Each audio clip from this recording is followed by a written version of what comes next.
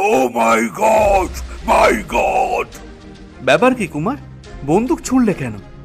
মানুষই বা আর্তনাদ করলে কেন? জানোয়ার ভেবে তুমি মানুষ খুন করলে নাকি? আমি বললুম, আপাতত তোমার কোনো প্রশ্নেরই সঠিক উত্তর দিতে পারবো না, তবে চতুষ্পদ জন্তুর মতো একটা কিছু দেখেছিল নিশ্চয়ই, নইলে খামোখা বন্দুক ছুটতে যাবো কেন? কুমার, তুমি যে জীবটাকে আহত করেছো নিশ্চয়ই সেটা জানোয়ার নয়। এখানে রক্তের দাগের সঙ্গে যে পায়ের চিহ্নগুলো দেখা যাচ্ছে, এগুলো মানুষের পায়ের ছাপ নয়, যায় না। খানিকটা অগ্রসর হবার পরেই হঠাৎ দেখতে পেলুম একখানা নৌকা তট ছেড়ে সমুদ্রের ভেতর দিয়ে ভেসে যাচ্ছে এবং সেখানে চালনা করছে একটি মাত্র মানুষ। আচম্বিতে সমুদ্রের দিক থেকে ভেসে এলো একটা বিশ্রী অট্টহাসি। আবার জাহাজ এসেছে, আবার প্রভুরা এসেছে, আবার আমাদের শাস্তি পেতে হবে। নিচ থেকে অন্য মূর্তিগুলো সমস্বরে বলে উঠল,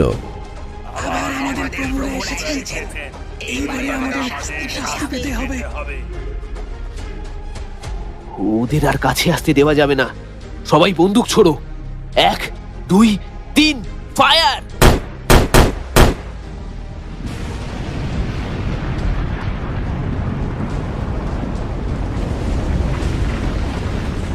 আগ্নেয়গিরি জেগে উঠেছে। পাহাড়ের ওপর থেকে তপ্ত লাভার স্রোত নামছে। দ্বীপের সমস্ত প্রাণী বোধহয় এবার মারা যাবে। সবাই নৌকা ভাসাও, নৌকা ভাসাও, সবাই জাহাজে চলো।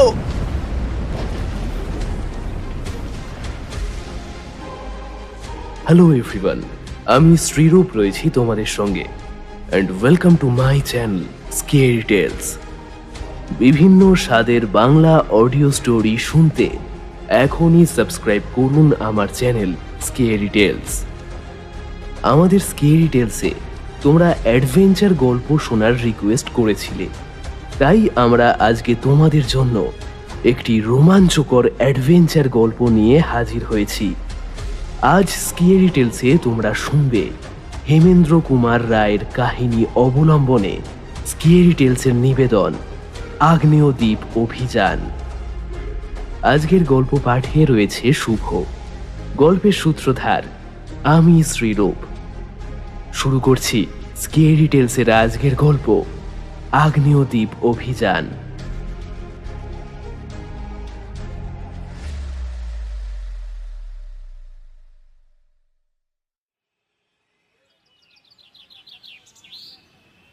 বিমল ও কুমার তো তোমাদের অনেক দিনের বন্ধু, কিন্তু তোমরা জানো না তারা দুজনেই ভূমিষ্ঠ হয়েছিল এক তিথিতে। আজ মাসের পয়লা, এই মাসের 28 তারিখে তাদের দুজনের জন্মতিথি। তাদের প্রত্যেক জন্মতিথিতেই বিশেষ একটি অনুষ্ঠান হয়। এবারকার উৎসবে কি করা কর্তব্য, সেদিন সকালের চায়ের আসরে বসে গভীরভাবে চলছিল তারই আলোচনা। জয়ন্ত এবং মানিক বোধহয় তোমাদের কাছে অচেনা নয়। মাঝে মাঝে তারা বিমলদের সঙ্গে দেখা করতে আসত, সেদিনও এসেছিল। আর সুন্দরবাবুর কথা তো বলাই বাহুল্য, কারণ এখানকার প্রভাতী চায়ের বৈঠকে কোনোদিনই তাকে অনুপস্থিত দেখা যায় না। সুতরাং বলতে হবে আজকের চায়ের আসরটি জমে উঠেছিল রীতিমতো। এমনকি বাঘা কুকুরও হাজিরা দিতে ভোলেনি।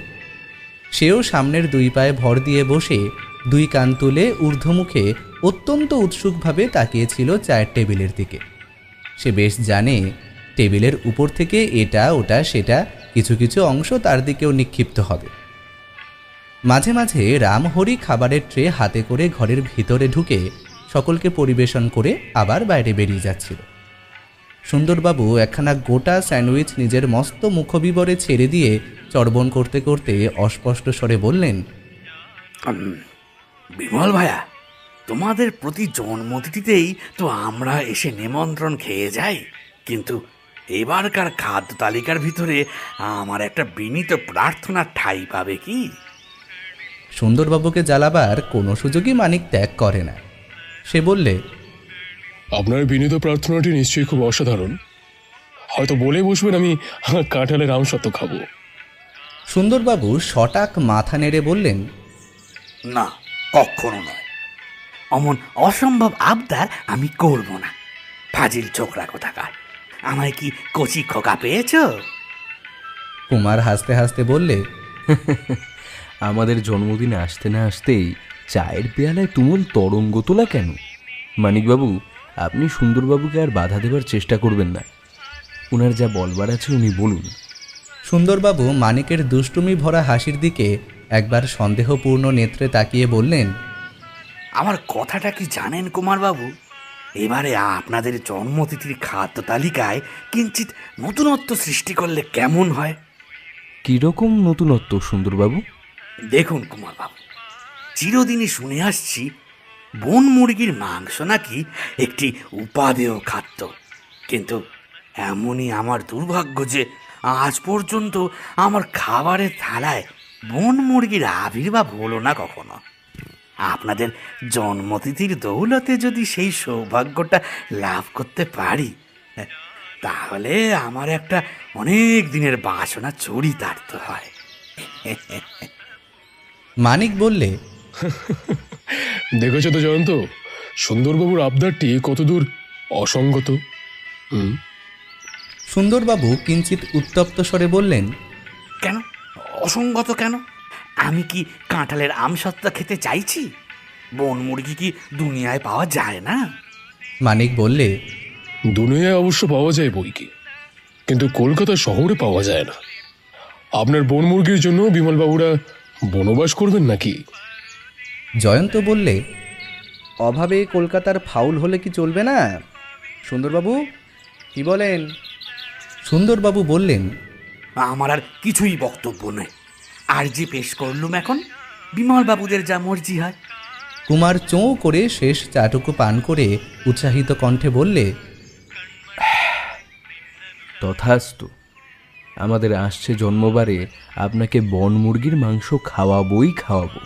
বিমল একটু বিস্মিত স্বরে বললে, কুমার, তুমি যে একেবারে কঠিন প্রতিজ্ঞা করে বসলে।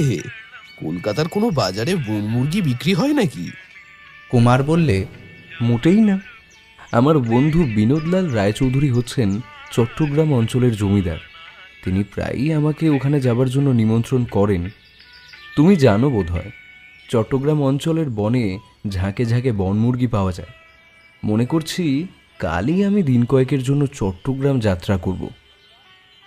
মানিক বললে, সে কি কুমারবাবু, সুন্দরবাবুর একটা আবদার রক্ষা করার জন্য আপনি এত কষ্ট স্বীকার করবেন?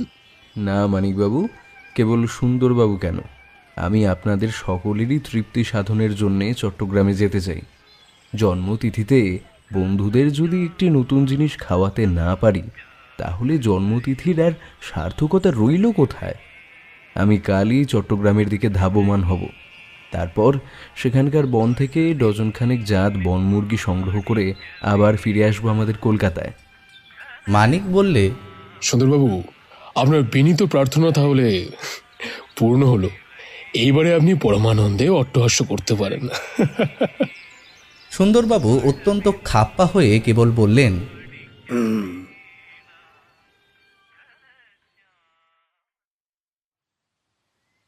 চট্টগ্রাম থেকে কুমারের ফেরবার কথা ছিল 20 তারিখে, কিন্তু ঠিক তার আগের দিনে কুমারের কাছ থেকে বিমল এই টেলিগ্রাম পেলে, বন মুরগি পেয়েছি, কিন্তু আসছে কাল কলকাতায় পৌঁছাতে পারবো না। বিশেষ কারণে আমাকে আরও দিন কয়েক এখানে থেকে যেতে হবে। এজন্যে যদি আমাদের জন্মতিথি উৎসব মাটি হয়, উপায় নেই। টেলিগ্রামখানি হাতে করে বিমল বিস্মত মনে ভাবতে লাগলো, কুমারের বিশেষ কারণটা কি হতে পারে? নিশ্চয়ই কোনো সাধারণ কারণ নয় যার জন্যে বন মুরগি পেয়েও সে যথাসময়ে এখানে আসতে নারাজ। 23 তারিখে কুমারের আর একখানা টেলিগ্রাম এলো। সেখানে পড়ে বিমল জানতে পারলে 24 তারিখের সকালে সে কলকাতায় এসে পৌঁছবে। কুমার একটি রীতিমতো রহস্যপূর্ণ আবহাওয়া সৃষ্টি করে তুলেছিল।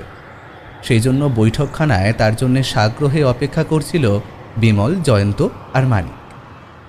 খানিক পরে রাস্তায় দরজার কাছে একখানা গাড়ি আসবার শব্দ হলো। অনতি বিলম্বেই ঘরের ভিতরে প্রবেশ করল কুমার।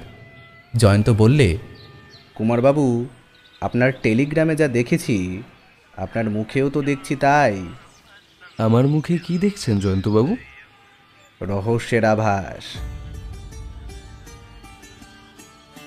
হাতের বন্দুকটা একটা টেবিলের উপরে রেখে দিয়ে কুমার বললে, হ্যাঁ জয়ন্তবাবু, আপনি ভুল দেখেননি। যা তা রহস্য নয়, যাকে বলে একেবারে গভীর রহস্য। কিন্তু সে কথা পরে বলছি, আগে বনমুরগিগুলোর একটা ব্যবস্থা করি। রামহরি, ও রামহরি। পাশের ঘর থেকে সাড়া এলো, কি বলছো গো কুমার বাবু? গাড়ির চালে এক ঝাঁক জ্যান্ত রাম পাখি আছে, তুমি সেগুলোকে বাগানে মুরগি ঘরে রেখে দিয়ে এসো। তারপর তাড়াতাড়ি আমার জন্য খুব গরম এক পেয়ালা চা বানিয়ে দাও তো। কুমার নিজের কোটটা খুলে একখান সোফার উপরে নিক্ষেপ করল। তারপর নিজেও সেখানে বসে পড়ে বলল, বিমল, অদ্ভুত অভাবিত ব্যাপার, একেবারে অভাবিত। বিমল বললে, তোমার মুখ থেকে শুনছি বলেই ব্যাপারটা অদ্ভুত বলেও বিশ্বাস করছি। পৃথিবীর 15.5 আনা লোকই যেসব ব্যাপারকে অদ্ভুত বলে মনে করে, তার মধ্যে আমি কিছুমাত্র অভিনবত্ব খুঁজে পাই না। কিন্তু তোমার আমার কথা স্বতন্ত্র।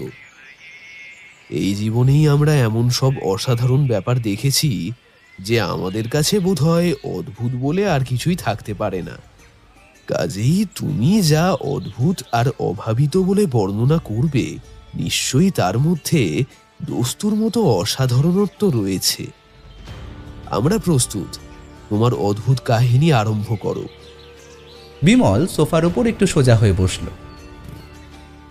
গল্প শুনবার জন্য উন্মুখ হয়ে সবাই তার মুখের দিকে তাকিয়ে প্রতীক্ষা করতে লাগলো। বিশাল হলঘর একেবারে নিস্তব্ধ।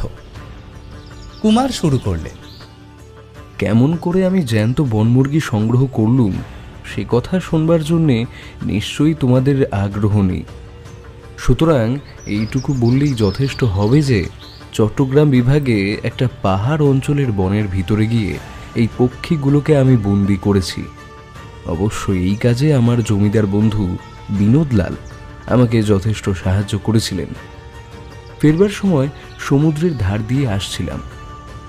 সমুদ্র থেকে মাইল 10 তফাতে চাকারিয়া নামে একটা জায়গা আছে।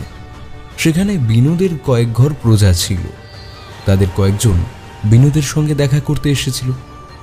লক্ষ্য করে দেখলুম তাদের প্রত্যেকেরই মুখে চোখে দুশ্চিন্তার চিহ্ন। তারা জানালে একটা নরখাদক জন্তু এসে তাদের উপরে ভীষণ অত্যাচার করছে। ইতিমধ্যেই অনেকের গরু ও ছাগল তো অদৃশ্য হয়েইছে, তার উপরে জন 5 মানুষকেও আর খুঁজে পাওয়া যাচ্ছে না। বিনোদ জিজ্ঞাসা করলে, জন্তুটা কি, বাঘ না অন্য কোনো জানোয়ার? উত্তরে জানা গেল জানোয়ারটাকে কেউই সচক্ষে দেখেনি। গফুর আলীর বাড়ি থেকে জানোয়ারটা যেদিনে একটা বাছুর নিয়ে যায়, সে রাত্রে বৃষ্টি পড়ে পথঘাট হয়েছিল কর্দমাক্ত। সকালবেলায় খোঁজাখুঁজির পর বাছুরের আধ খাওয়া দেহটা পাওয়া যায় মাঠের একটা ঝোপের ভিতরে। আশ্চর্যের বিষয় হচ্ছে এই, সেখানে কাদার উপরে কোনো জন্তুরই পায়ের দাগ পাওয়া যায়নি। কেবল এটা বেশ বোঝা গিয়েছে যে রাত্রে একজন মানুষ ওই ঝোপের ভিতরে ঢুকে আবার বাইরে বেরিয়ে এসেছিল। কাদার উপরে স্পষ্টভাবেই দেখা গিয়েছিল একটা মানুষের পদচিহ্ন। এইখানেই জেগে উঠল আমার আগ্রহ। জিজ্ঞাসা করলুম, তোমরা কি বলতে চাও? মানুষ ছাড়া কোনো জন্তুই মাটির উপরে পদচিহ্ন ফেলে সেই ঝোপের ভিতরে প্রবেশ করেনি? একজন বললে, প্রবেশ করেনি এ কথা কেমন করে বলবো? ঝোপের ভিতরে বাছুরটা রাত খাওয়া দেহ যখন পাওয়া গিয়েছে, তখন বুঝতে হবে যে এ কাজ কোনো মানুষের নয়। মানুষ কখনো গরু বাছুরের কাঁচা মাংস খেতে পারে না। বাছুরটা যে কোনো হিংস্র জন্তুর কবলে পড়েছিল সে বিষয়ে একটুও সন্দেহ নেই। কিন্তু সেই জন্তুটা যে কেমন করে ঝোপের ভিতরে ঢুকে আবার বাইরে বেরিয়ে গিয়েছে, কাঁদার উপরে তার কোনো চিহ্নই আমরা আবিষ্কার করতে পারিনি। বিনোদ বললে, তোমরা কি বলতে চাও জন্তুটা আকাশপথ করেছে? তোমাদের কথাই আমার বিশ্বাস হচ্ছে না। লোকটি বললে, হুজুর, আমাদের কথায় বিশ্বাস না করলে আমরা মারা পড়ব। এই অঞ্চলে রোজ রাত্রেই হয় মানুষ নয় গরু ছাগল অদৃশ্য হচ্ছে। চারিদিকে এমন বিভীষিকার সৃষ্টি হয়েছে যে সন্ধ্যার পরে ঘাটে কেউ পা বাড়াতে ভরসা করে না, এমনকি রাত্রেও আমরা ভয়ে ঘুমোতে পারি না। হুজুর হোসেন জমিদার, আপনি আমাদের রক্ষা না করলে আমরা কোথায় দাঁড়াবো বলুন? বিনোদ বললে, এ ব্যাপারে আমি তোমাদের কি সাহায্য করতে পারি কিছু তো বুঝতে পারছি না। হুজুর, আপনাদের দুজনেরই কাছে বন্দুক রয়েছে, আপনারা ইচ্ছে করলেই জন্তুটাকে বধ করতে পারেন। বিনোদ বললে, তোমরা বাজে কথা বলছো। তোমরাও জন্তুটাকে দেখতে পাওনি, আবার বলছো মাটির উপরে পায়ের দাগ ফেলে সে চলাফেরা করে না। ঝোপের কাছে পেয়েছো মানুষের কতগুলো পদচিহ্ন। মানুষ গরু বাছুরের কাঁচা মাংস খায় না, একথা সত্য, কিন্তু কোনো মানুষ রাত্রে সেই ঝোপের ভেতরে যাবেই বা কেন? না, তোমাদের কোনো কথারই মানে আমি খুঁজে পাচ্ছি না। লোকটি কাঁদো কাঁদো মুখে আবার বললে, হুজুর, রক্ষা করুন, আমাদের রক্ষা করুন। বিনোদ অধীর স্বরে বললে, আরে আমরা তোমাদের কেমন করে রক্ষা করব? তোমাদের জন্য কি আমরা বন্দুক ঘাড়ে করে রাত্রে হাটে মাঠে ঘাটে পাহারা দিয়ে বেড়াবো? বিমল, আগেই বলেছি, ততক্ষণে আমার কৌতূহল রীতিমতো জেগে উঠেছে। ঘটনার মধ্যে আমি পেলুম যেন রহস্যের গন্ধ। আমি বললুম, বিনোদ, আমরা ইচ্ছে করলে হয়তো এদের কিছু সাহায্য করতে পারি। কি রকম? তুমি তো কালকে কলকাতার দিকে রওনা হতে চাও। তুমি যদি রাজি হও তাহলে আমি আরো 3-4 দিন এখানে থেকে যেতে পারি। বিনোদ হেসে ফেলে বললে, বুঝেছি, চড়ুকে পিঠ সরসর করে আর ধুনোর গন্ধ পেলেই মনসা নাচেন। বেশ বেশ, যা ভালো বোঝো করো। বিমল, তারপরেই তোমার কাছে আসে আমার প্রথম টেলিগ্রাম। লোকে যেমন করে বাঘ শিকার করে আমিও অবলম্বন করলুম সেই পদ্ধতি। পরদিনই খবর এলো, কুতুবদীয় প্রণালী সৃষ্টি করে পৃথিবীর একটা বাহু যেখানে বঙ্গোপসাগরের ভিতরে অগ্রসর হয়ে গিয়েছে, সেই নরখাদক জন্তুটার শেষ আবির্ভাব হয়েছে সেখানে। ঝোপের ভিতরে সেখানেও পাওয়া গিয়েছে একটা গরুর খানিকটা খাওয়া দেহ। হিংস্র জন্তুদের স্বভাবই হচ্ছে উদর পূর্ণ হবার পর কোনো দেহের খানিকটা বাকি থাকলে তারা সেটা ঝোপঝাড়ের ভিতরে লুকিয়ে রেখে যায়। পরদিন রাত্রে আবার তারা ফিরে এসে দেহের বাকি অংশটাকে গ্রহণ করে। আমরা ঘটনাস্থলে হাজির হয়ে দেখলুম যে ঝোপের ভিতরে গরুর দেহটা আছে তার খুব কাছেই রয়েছে একটা মস্ত বড় গাছ। লোকজনের সাহায্যে সেই গাছের উপরে বাঁধলুম একটা মাচা। তারপর সন্ধ্যার আগেই বিনোদকে নিয়ে আমি সেই গাছে উঠে মাচার উপরে গিয়ে বসলুম। রাত্রের প্রথম দিকে আকাশে ছিল অষ্টমীর চাঁদ। আলো খুব স্পষ্ট না হলেও চারিদিকে বেশ নজর চলছিল। যে ঝোপটার দিকে আমাদের লক্ষ্য তার দুই পাশেই ছিল খানিকটা করে খোলা জমি। তারপর দুই দিকেই দাঁড়িয়ে আছে জঙ্গলের প্রাচীর। ওই ঝোপটার ভিতরে ঢুকতে হলে খোলা জমিটা পার না হলে আর উপায় নেই। কিন্তু সন্দেহজনক কিছুই আমার চোখে পড়ল না। তারপর চাঁদ গেল অস্তে, চারিদিকে অন্ধকার, আমাদের চোখও অন্ধ। বিনোদ একে রাত জাগতে অভ্যস্ত নয়, তার উপরে এই অন্ধকারের জন্য বিরক্ত হয়ে সে আরম্ভ করলে নিদ্রা দেবীর আরাধনা। আমি কিন্তু ঠায় জেগেই বসে রইল। কোনো দিকে চোখ চলছিল না বটে, কিন্তু আমার দুই কান হয়ে রইল অত্যন্ত সজাগ। সে রাত্রে বাতাস পর্যন্ত ছিল না, বনের গাছপালা একেবারে নীরব। কিন্তু এই স্তব্ধতাকে ভাঙতে পারে এমন কোনো শব্দই আমার কানে প্রবেশ করল না। পূর্ব আকাশে ফুটে উঠল ভোরের আলোর প্রথম আভাসটুকু। দু একটা পাখিও ডাকতে আরম্ভ করল। আমার রাত জাগা ব্যর্থ হলো ভেবে বিনোদকে জাগিয়ে দেবার উদ্যোগ করছি, এমন সময় সচকিতে দেখলুম হঠাৎ একটা দৃশ্য। ডান দিকের জঙ্গলের ভিতর থেকে জানোয়ারের মতো দেখতে কি একটা বেরিয়ে এলো। অত্যন্ত ঝাপসা আলোতে জানোয়ারটা যে কি তা ঠিক বুঝতে পারলাম না, কিন্তু সে যে 4 পায়ে ভর দিয়ে হাঁটছে এটুকু আমি লক্ষ্য করলাম। চলতে চলতে একবার সে সন্দিগ্ধভাবে হঠাৎ দাঁড়িয়ে পড়ে আমাদের গাছের দিকে দৃষ্টিপাত করলে। অন্ধকারে বিড়ালের চোখ যেমন জ্বলে, তারও দুই চোখে রয়েছে তেমনই জ্বলন্ত নীলাভ আলো। নিশ্চয়ই সে আমাকে দেখতে পায়নি, কারণ আবার সে অগ্রসর হলো সেই ঝোপটার দিকে, যার ভিতরে ছিল গরুটার অর্ধভুক্ত দেহ। আমি বুঝলুম এই আমার সুযোগ। বন্দুক তুলে তখনই ঘোড়া টিপে দিলুম।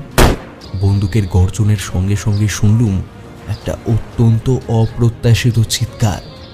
যাকে মনে করছিলুম হিংস্র জন্তু, হঠাৎ সে দুই পায়ে ভর দিয়ে দাঁড়িয়ে বিষম যন্ত্রণায় ইংরেজি ভাষায় আর্তনাদ করে উঠল, ও মাই গড, মাই গড!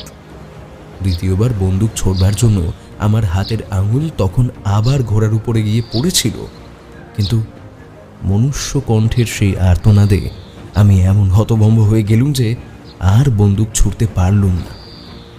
মানুষই হোক আর জানোয়ারই হোক, সেই জীবটা আবার মাটির উপরে পড়ে চতুষ্পদ জন্তুর মতোই বেগে দৌড়ে অদৃশ্য হয়ে গেল ডান দিকের জঙ্গলের মধ্যে। ইতিমধ্যে কানের কাছে বন্দুকের শব্দ শুনেই বিনোদ লালের ঘুম ভেঙে গিয়েছিল। তার উপরে আবার মানুষের আর্তনাদে একেবারে স্তম্ভিত হয়ে গেল সে। প্রায় 1 মিনিট কাল আমরা দুজনে স্তব্ধ হয়ে বসে রইল। তারপর বিনোদ জিজ্ঞাসা করল, ব্যাপার কি কুমার? বন্দুক ছুড়লে কেন? মানুষই বা আর্তনাদ করলে কেন? জানোয়ার ভেবে তুমি মানুষ খুন করলে নাকি? আমি বললুম, আপাতত তোমার কোনো প্রশ্নেরই সঠিক উত্তর দিতে পারবো না, তবে চতুষ্পদ জন্তুর মতো একটা কিছু দেখেছিলাম নিশ্চয়ই, নইলে খামোখা বন্দুক ছুড়তে যাব কেন? কিন্তু বন্দুক ছোড়বার ঠিক পরেই একটা মানুষের আর্তনাদের সঙ্গে সঙ্গেই মূর্তিটা 2 পায়ে ভর দিয়ে দাঁড়িয়ে উঠল। তারপর সে পালিয়ে গেল আবার চতুষ্পদ জন্তুর মতোই 4 পায়ে ভর দিয়ে। বিনোদলাল আমার কথা বিশ্বাস করলে না, মাথা নেড়ে বললে, তুমি নিশ্চয়ই তন্দ্রায় আচ্ছন্ন চোখে রজ্জুকে সর্পভ্রম করেছ।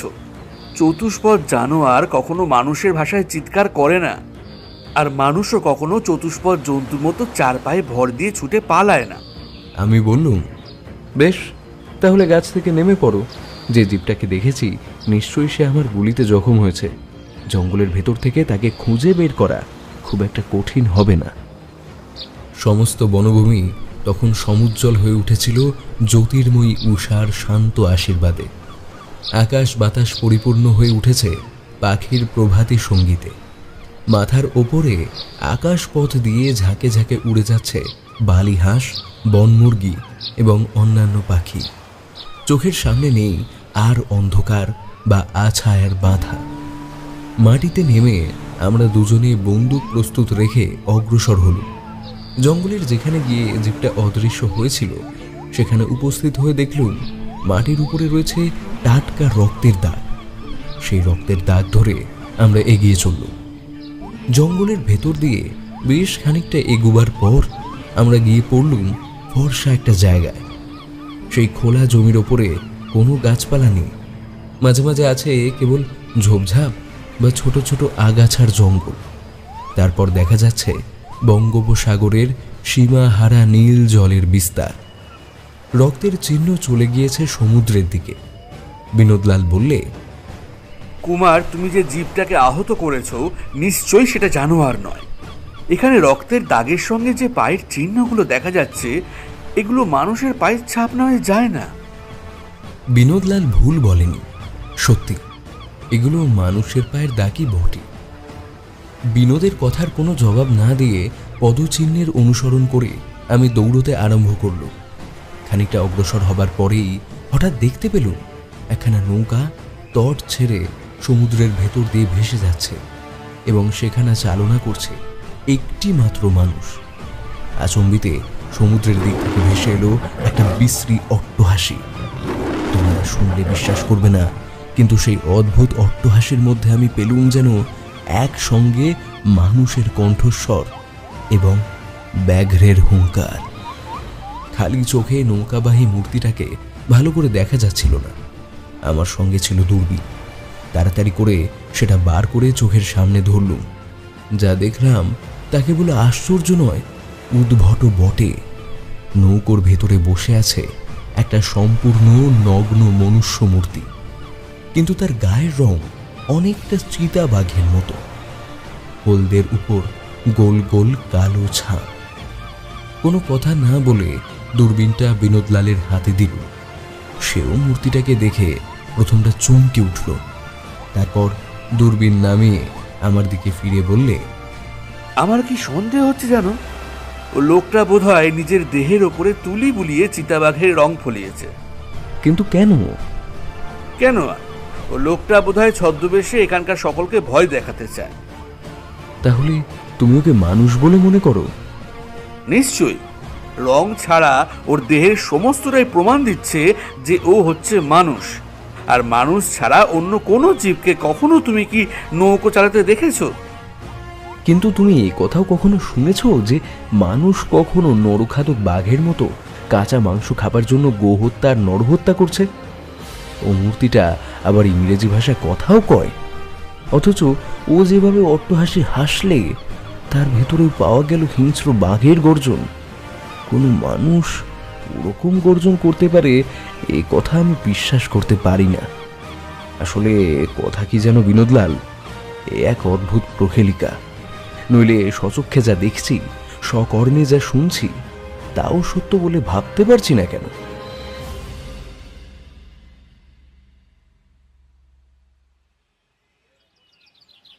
বিমল, এই হচ্ছে গিয়ে আমার কাহিনী। এই সঙ্গে এইটুকু আমি বলে রাখি, এই ঘটনার পরে আরও দুদিন আমি চট্টগ্রামে ছিলাম, কিন্তু ও অঞ্চলে আর কোনো নৈশ উপদ্রবের কথা আমরা শুনতে পাইনি।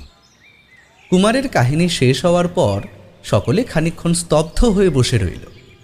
বিমলের কপালের চর্ম কুঞ্চিত হয়ে উঠল, তার মুখে ফুটল গভীর চিন্তার লক্ষণ। সর্বপ্রথমে কথা কইলে জয়ন্ত। সে ধীরে ধীরে বললে, নেকড়ে বাঘ আর ভাল্লুকেরা যে মাঝে মাঝে মানুষের শিশু ধরে নিয়ে গিয়ে হত্যা না করে পালন করে, এর কয়েকটি অবশ্য বিশ্বাসযোগ্য নজির আছে। কুমারবাবু যে কাহিনী শোনালেন, সেটাও কি ওই রকমই কোনো ব্যাপার হতে পারে না? হয়তো কোনো মানুষ শিশু বয়স থেকে চিতাবাঘিনীর বাসায় পালিত হয়েছিল, তাই সেও পেয়েছে বাঘের স্বভাব। জীবজন্তুর কাঁচা মাংস না হলে তার চলে না। বিমল বললে, চিতা আর ভাল্লুকের বাসায় পালিত মানুষের কাহিনী যে সত্যি, সে বিষয়ে কোনো সন্দেহ নেই। এই শ্রেণীর মানুষের স্বভাব জন্তুর মতো হয় বটে, কিন্তু তাদের সম্বন্ধে আরো কতগুলি কথা জানা গিয়েছে। প্রথমত, প্রত্যেক ক্ষেত্রেই দেখা গিয়েছে তারা 15-20 বছরের বেশি কিন্তু বাঁচে না, অনেকে আবার তারও আগে মারা যায়। দ্বিতীয়ত, জঙ্গল থেকে মানুষের আশ্রয়ে এলেও তারা মানুষের ভাষায় 2-4টের বেশি কথা কইতে কিন্তু শেখে না। আর তৃতীয়ত, নেকড়ে বা ভালুকের দ্বারা পালিত মানুষের গায়ের রং নেকড়ে বা ভালুকের মতো কিন্তু হয় না। কিন্তু কুমারের কাহিনীতে আমরা যে মানুষটির কথা শুনলুম, তা কিন্তু সম্পূর্ণ স্বতন্ত্র। আহত হলে সে পরিষ্কার ইংরেজি ভাষায় আর্তনাদ করে। এই ভাষা সে কোথায় কার কাছে শিখলে? ভারতবর্ষের কোথাও চিতাবাঘের দ্বারা পালিত মানুষ সাহেবের আশ্রয়ে এসে ইংরেজি ভাষা শিখলে সে কথা আজ দেশে দেশে বিখ্যাত হয়ে উঠত। কিন্তু এমন কোনো চিতাবাঘের কাহিনী আমাদের কানে কিন্তু কোনোদিনই ওঠেনি। আর তারপর কুমার বলছে তার গায়ের রং নাকি চিতাবাঘের মতো। চিতাবাঘের বাসায় পালিত হলেও সে তো মানুষ। সুতরাং প্রকৃতি বন্য হলেও তার গায়ের রং কিন্তু কখনো চিতাবাঘের মতো হতে পারে না। তার উপরে সে নাকি শিকার করে মানুষ ও জন্তুর কাঁচা মাংস খায়। জন্তুর দ্বারা পালিত যে মনুষ্য শিশু লোকালয়ে ফিরে এসেছে, তাদের কারুর কিন্তু এরকম স্বভাবের কথা শোনা যায়নি। যদি তর্কের অনুরোধে ধরে নেওয়াও যায় যে এই চিতা মানুষটা বরাবর বনে থেকে নরখাদক মানুষের মতোই হিংস্র হয়ে উঠেছে, তাহলেও এখানে প্রশ্ন উঠবে, সে ইংরেজি ভাষা কার কাছ থেকে শিখল? আর লোকালয়ে না এসেও সে নৌকা চালনা করার ক্ষমতা কেমন করে অর্জন করলো? না জয়ন্তবাবু, এই ঘটনার ভেতরে গভীরতর রহস্য রয়েছে। মানিক বললে, কিন্তু সে রহস্যের চাবিকাঠি যখন আমাদের কাছে নেই, তবে ও কথা নিয়ে মাথা ঘামিয়ে আপাতত কোনো লাভই হবে না। তার চেয়ে এখন উচিত হচ্ছে কুমারবাবুর প্রাসাদে যে বন্য রামপক্ষীগুলি আত্মদান করবার জন্য আমাদের দ্বারস্থ হয়েছে, সকলে মিলে তাদের পরিদর্শন করে আসা। কুমার উঠে দাঁড়িয়ে হাসি মুখে বললে, বেশ তো, চলুন না। আসুন জয়ন্তবাবু, এসো বিমল। বিমল বললে, আপাতত মুরগি দেখবার ইচ্ছে আমার নেই, তোমরাই বরং যাও। জয়ন্ত ও মানিককে নিয়ে কুমার ঘরের ভেতর থেকে বেরিয়ে গেল। মিনিট 15 পরে তারা যখন আবার ফিরে এলো, তখন দেখলে বিমল একখানা বই হাতে দিয়ে চুপ করে বসে আছে। মানিক শুধলো, ওখানে কি বই বিমল? বিমল বললে, আরে এখানেই হচ্ছে এইচ.জি. ওয়েলসের বই, তুমিও পড়েছ। এর নাম হচ্ছে আইল্যান্ড অফ ডক্টর মোরো। মনে আছে? এটা নিয়েই আমরা দুজনে মিলে অনেক জল্পনা কল্পনা করেছিলাম। কুমারের 2 চক্ষু বিস্ফারিত হয়ে উঠল। খানিকক্ষণ নীরব থেকে এসে বলল, বিমল, তুমি কি বলতে চাও? না না, তা হচ্ছে অসম্ভব। বিমল মুখ টিপে হাসতে হাসতে বললে, আরে কি আশ্চর্য কুমার, ডাক্তার মোরোর দ্বীপের সঙ্গে নিশ্চয়ই চাঁদ গাঁয়ের ওই মানুষটার কোনো সম্পর্ক নেই। কেন? আরে প্রশান্ত মহাসাগরে দক্ষিণ আমেরিকার পাশে কোথায় সেই ডাক্তার মোড়ের আজব দ্বীপ, আর কোথায় এই ভারতবর্ষের চট্টগ্রাম? ও দ্বীপের কোন জীব কেমন করে এখানে এসে হাজির হবে? এটা কি অসম্ভব নয়? কুমার, তোমার প্রশ্নের উত্তর না দিয়ে আমিও তোমাকে একটা প্রশ্ন করতে চাই। ওখান থেকে কোনো জীবের ভারতবর্ষে আসাটা কি ডাক্তার মোড়ের দ্বীপের চেয়েও বেশি অসম্ভব? তুমি কি বলতে চাও বিমল? বিমল বললে, আচ্ছা, ভূপর্যটক ফিলিপ সাহেবের কথা তোমার মনে আছে? কুমার বললে, ফিলিপ, যার সঙ্গে আমরা দক্ষিণ আমেরিকার ইকুয়েডর রাজ্যে সূর্যনগরীর গুপ্তধন দেখতে গিয়েছিলাম। নিশ্চয়ই, তার কথা কি এত শিগগিরই ভুলতে পারি? বিমল বললে, হ্যাঁ, আমি সেই ফিলিপ সাহেবের কথাই বলছি। এটাও তুমি ভোলনি বোধ হয়। মিস্টার ফিলিপ তার ভূপর্যটনের গল্প বলতে বলতে কত দেশের বিচিত্র সব রহস্যের কথা শুনিয়েছিলেন। তাঁরই মুখে ডাক্তার মোড়ের দ্বীপের কথা আমরা প্রথম শুনি। প্রশান্ত মহাসাগরের ঠিক যেখানে সেই দ্বীপটি আছে, মিস্টার ফিলিপ একখানা নকশা এঁকে তাও আমাকে দেখিয়ে দিয়েছিলেন। আমরা যদি একখানা জাহাজ ভাড়া করে সমুদ্রপথে বেরিয়ে পড়ি, তাহলে মনে হয় সেই নকশা অনুসারে আমরা অনায়াসেই মোড়ের দ্বীপে গিয়ে হাজির হতে পারব। জয়ন্ত বললে, কিন্তু বিমলবাবু, কুমারবাবুর মুখে যে অদ্ভুত মানুষটার গল্প শুনে আপনি এই সিদ্ধান্তে উপস্থিত হয়েছেন, আমিও সেই মানুষটার সঙ্গে সুদূর প্রশান্ত মহাসাগরের কোনো অদ্ভুত দ্বীপের কিছুমাত্র সম্পর্ক আবিষ্কার করতে পারছি না। আমারও প্রশ্ন হচ্ছে, একখানা ছোট বোটে চড়ে অত দূর থেকে সমুদ্রে পাড়ি দিয়ে কেউ কি ভারতবর্ষে এসে উঠতে পারে? বিমল ধীরে ধীরে বললে, জয়ন্তবাবু, মাঝে মাঝে আপনি কি খবরের কাগজে পড়েননি যে ছোট ছোট তুচ্ছ নৌকায় চড়ে একাধিক সাহেব সমুদ্রপথে পৃথিবী ভ্রমণ করেছেন? মাঝে মাঝে একথাও শোনা যায়, চীন ও জাপানিরা নাকি ওই রকম ছোট ছোট নৌকায় চেপে অত বড় প্রশান্ত মহাসাগর পার হয়ে একেবারে আমেরিকা পর্যন্ত গিয়ে পড়েছে। কিন্তু এখানে ওই নৌকার কথা না তুললেও চলে, কারণ কুমারের দেখা ওই অদ্ভুত জীবটা যে নৌকায় চড়ে ভারতবর্ষে এসে পড়েছে, তারও কোনো নিশ্চিত প্রমাণ কিন্তু আমাদের কাছে নেই। হয়তো সে অন্য কোনো উপায়ে এখানে এসে হাজির হয়েছে, তারপর যেভাবেই হোক একখানা নৌকা সংগ্রহ করেছে। সেই উপায়টা যে কি, তা নিয়ে আপাতত আমাদের মাথা ঘামাবার দরকার নেই। আর ওই জীবটা যে মোরোর দ্বীপেরই বাসিন্দা, তাও আমি জোর করে বলতে চাই না।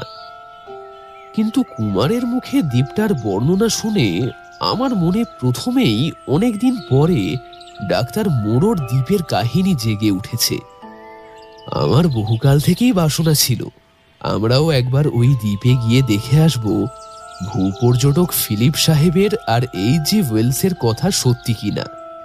যদি আমরা সেখানে গিয়ে হাজির হতে পারি, তাহলে চট্টগ্রামের এই আজব জীবটার সঙ্গে কেন যে আমি ওই দ্বীপটার সম্পর্ক নিয়ে এত মাথা ঘামাচ্ছি, সে কথা আশা করি আপনাদের কাছে খুলে বলতে পারবো।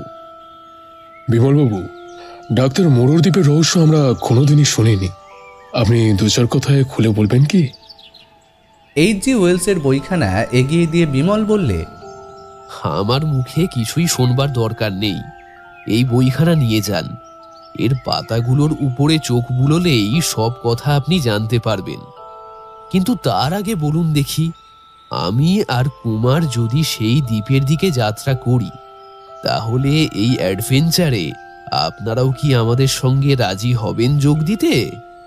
জয়ন্ত ও মানিক সমস্বরে বলে উঠল, নিশ্চয়ই। কুমার বললে, বিমলের অনুমান ফিলিপ সাহেবের গল্প আর H.G. ওয়েলসের রচনা সত্য না হলেও আমি কিছুমাত্র দুঃখিত হব না। জীবনে বড়ই ঘটনার অভাব হয়েছে। কলকাতা শহরকে মনে হচ্ছে ছোট খাঁচার মতো। এখানে আর বেশি দিন আবদ্ধ থাকলে বেতরুগীর মতো শয্যাগত হয়ে পড়ব। অন্য কোনো ঘটনা ঘটুক বা নাই ঘটুক, অন্তত বঙ্গোপসাগর থেকে প্রশান্ত মহাসাগর পর্যন্ত ছুটোছুটি করে আসা যাবে তো। আমার পক্ষে তাও হবে একটা বিপুল মুক্তির মতো। কিন্তু সাবধান, রামহরি যেন আপাতত ঘুণাক্ষরেও মোড়র দ্বীপের কথা জানতে না পারে। তাহলে কিন্তু সে এখান থেকে কিছুতেই নড়তে রাজি হবে না। আমাদের রন্ধনশালার হর্তাকর্তা সে, তাকে সঙ্গে না রাখলে কি চলে? কি বলো কুমার? সে কথা আর বলতে, যখনই একলা বিদেশে গিয়েছি রামহরির শ্রীহস্তের রান্না খেতে না পেয়ে রীতিমতো রোগা হয়ে পড়েছি। বিমল হঠাৎ চাপা গলায় বললে, সিঁড়িতে পায়ের শব্দ শুনেই বুঝেছি ঘরের ভেতরে এখনই সুন্দরবাবুর আবির্ভাব হবে। দলে ভারী হবার জন্যে তাকেও ভুলিয়ে ভালিয়ে সঙ্গে নিয়ে যেতে চাই। তাকেও আসল রহস্যের কথা বলবার দরকার নেই।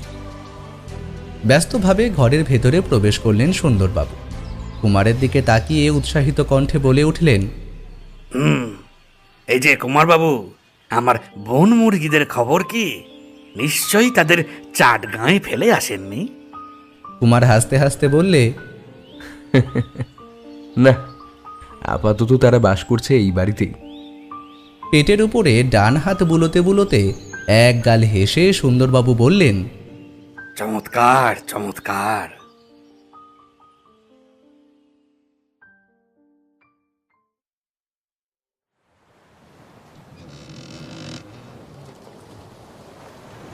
সিন্ধুর মুখে বিন্দুর মতো অনেক দূরে দেখা গেল ছোট্ট একটা দ্বীপ। বলাই বাহুল্য, ভারতবর্ষ থেকে আমরা জাহাজে উঠেছি এবং জাহাজ এখন এসে পড়েছে প্রশান্ত মহাসাগরের ভেতরে, এবং এখন যেখান দিয়ে অগ্রসর হচ্ছে তার একদিকে আছে ওই ছোট্ট দ্বীপটি, আর একদিকে আছে দক্ষিণ আমেরিকার তটভূমি। এখানটা সাধারণ জাহাজ চলাচলের পথ নয়, আর সেই কারণেই ভাড়া করে একখানি নিজস্ব জাহাজ নিয়ে আমাদের এইখানে আসতে হয়েছে। ভূপর্যটক ফিলিপ সাহেবের কাছ থেকে পাওয়া চার্টের উপরে একবার চোখ বুলিয়ে নিয়ে তারপর আবার দিকের দিকে দৃষ্টিপাত করে বিমল উৎফুল্ল কণ্ঠে বললে, ওইটাই যে ডাক্তার মোড়র দ্বীপ সে বিষয়ে কোনো সন্দেহই নেই। ওই ছোট্ট জায়গাটুকুর ভেতরে যে কোনো বৃহৎ রহস্য লুকিয়ে থাকতে পারে, দূর থেকে দ্বীপটিকে দেখলে কিন্তু মোটেই সে সন্দেহ হয় না। হঠাৎ পেছন থেকে সুন্দরবাবুর কণ্ঠে শোনা গেল, আপনার এই কথার অর্থ কি বিমল বাবু? বিমল তাড়াতাড়ি চারখানা মুড়ে ফেলে ফিরে দাঁড়িয়ে বললে, আরে এই যে সুন্দরবাবু, ওফ, আপনি যে কখন চুপি চুপি পেছনে এসে দাঁড়িয়েছেন আমরা কিছুই টের পাইনি। সুন্দরবাবু বিরক্ত কণ্ঠে বললেন, হ্যাঁ, টের পাননি বলেই তো পেছন থেকে আমি আপনাদের সব কথা শুনতে পেয়েছি। কি শুনেছেন সুন্দরবাবু? আরে শুধু কি শুনেছি, আসল ব্যাপারটাও বুঝতে পেরেছি। কি বুঝেছেন আপনি? সাগরে ভ্রমণে বেরুবেন, স্বাস্থ্যের উন্নতি হবে, এমনই সব আরো নানা লোভ দেখিয়ে আপনারা আমাকে কলকাতা থেকে এখানে টেনে এনেছেন। তারপর অকুল পাথারে ভেসে রোজ আপনাদের হাবভাব ব্যবহার দেখে আমার সন্দেহ হয়েছিল যে আপনাদের এই সাগর যাত্রার পেছনে কোনো গভীর রহস্য আছে। মাঝে মাঝে সেই সন্দেহ আপনাদের কাছে প্রকাশও করেছিল, কিন্তু আমার কথা আপনারা হেসেই উড়িয়ে দিয়েছিলেন মশাই। গোয়েন্দাগিরি করে আমি চুল পাকিয়ে ফেললুম। আমার সন্দেহকে আপনারা হেসে উড়িয়ে দেওয়ার চেষ্টা করলে পারবেন কেন? তবে ফাঁদে যখন পা দিয়েছি, ফলভোগ করতেই হবে, কাজে মুখে কিছু আর বলিনি। কিন্তু আজ বুঝতে পেরেছি কলকাতা থেকেই আপনাদের লক্ষ্য ছিল ওই অজানা দ্বীপটার উপরে। মানিক মুখে কপট ভয়ের ভাব ফুটিয়ে তুলে বললে, বলেন কি সুন্দরবাবু, কোথায় কলকাতার কোথায় ছোট্ট দ্বীপটা? মাঝখানে আছে প্রায় 11,500 মাইলব্যাপী জলপথ। আমাদের লক্ষ্য করবার শক্তি কি এতটাই অসাধারণ যে কলকাতায় বসে এই দ্বীপটা চোখে দেখতে পেয়েছি? না সুন্দরবাবু, না, আপনার এই অত্যুক্তির অত্যাচার আমরা সহ্য করতে রাজি নই একেবারে। সুন্দরবাবু ক্রুদ্ধ কণ্ঠে বললেন, তোমার ঠাট্টা থামাও মানিক, অসময়ে ঠাট্টা ভালো লাগে না আমার। আমার বিরুদ্ধে একটা মস্ত ষড়যন্ত্র হয়েছে, নইলে তোমরা যে বিশেষ দ্বীপটাতেই আসতে চাও এ কথা আগে আমাকে বলনি কেন? বললে কি করতেন? করতুম আর কি, তোমাদের সঙ্গে আসতুম না। কেন আসতেন না? এর আগে বোকার মতো তোমাদের পাল্লায় পড়ে যতবারই দেশের বাইরে এসেছি ততবারই পড়েছি সাংঘাতিক সব বিপদে। তবু বেশিরভাগ বিপদের ধাক্কা কোনো রকমে সামলাতে পেরেছি ভারতবর্ষের মাটিতেই ছিলুম বলে।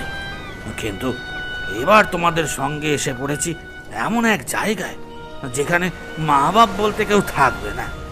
চারদিকে কেবল থই থই করছে জল, তার মাঝখানে এক রত্তি একটা সর্ষের মতো রয়েছে ওই বাজে দ্বীপটা। হায় রে, আর কি আমি দেশে ফিরতে পারবো?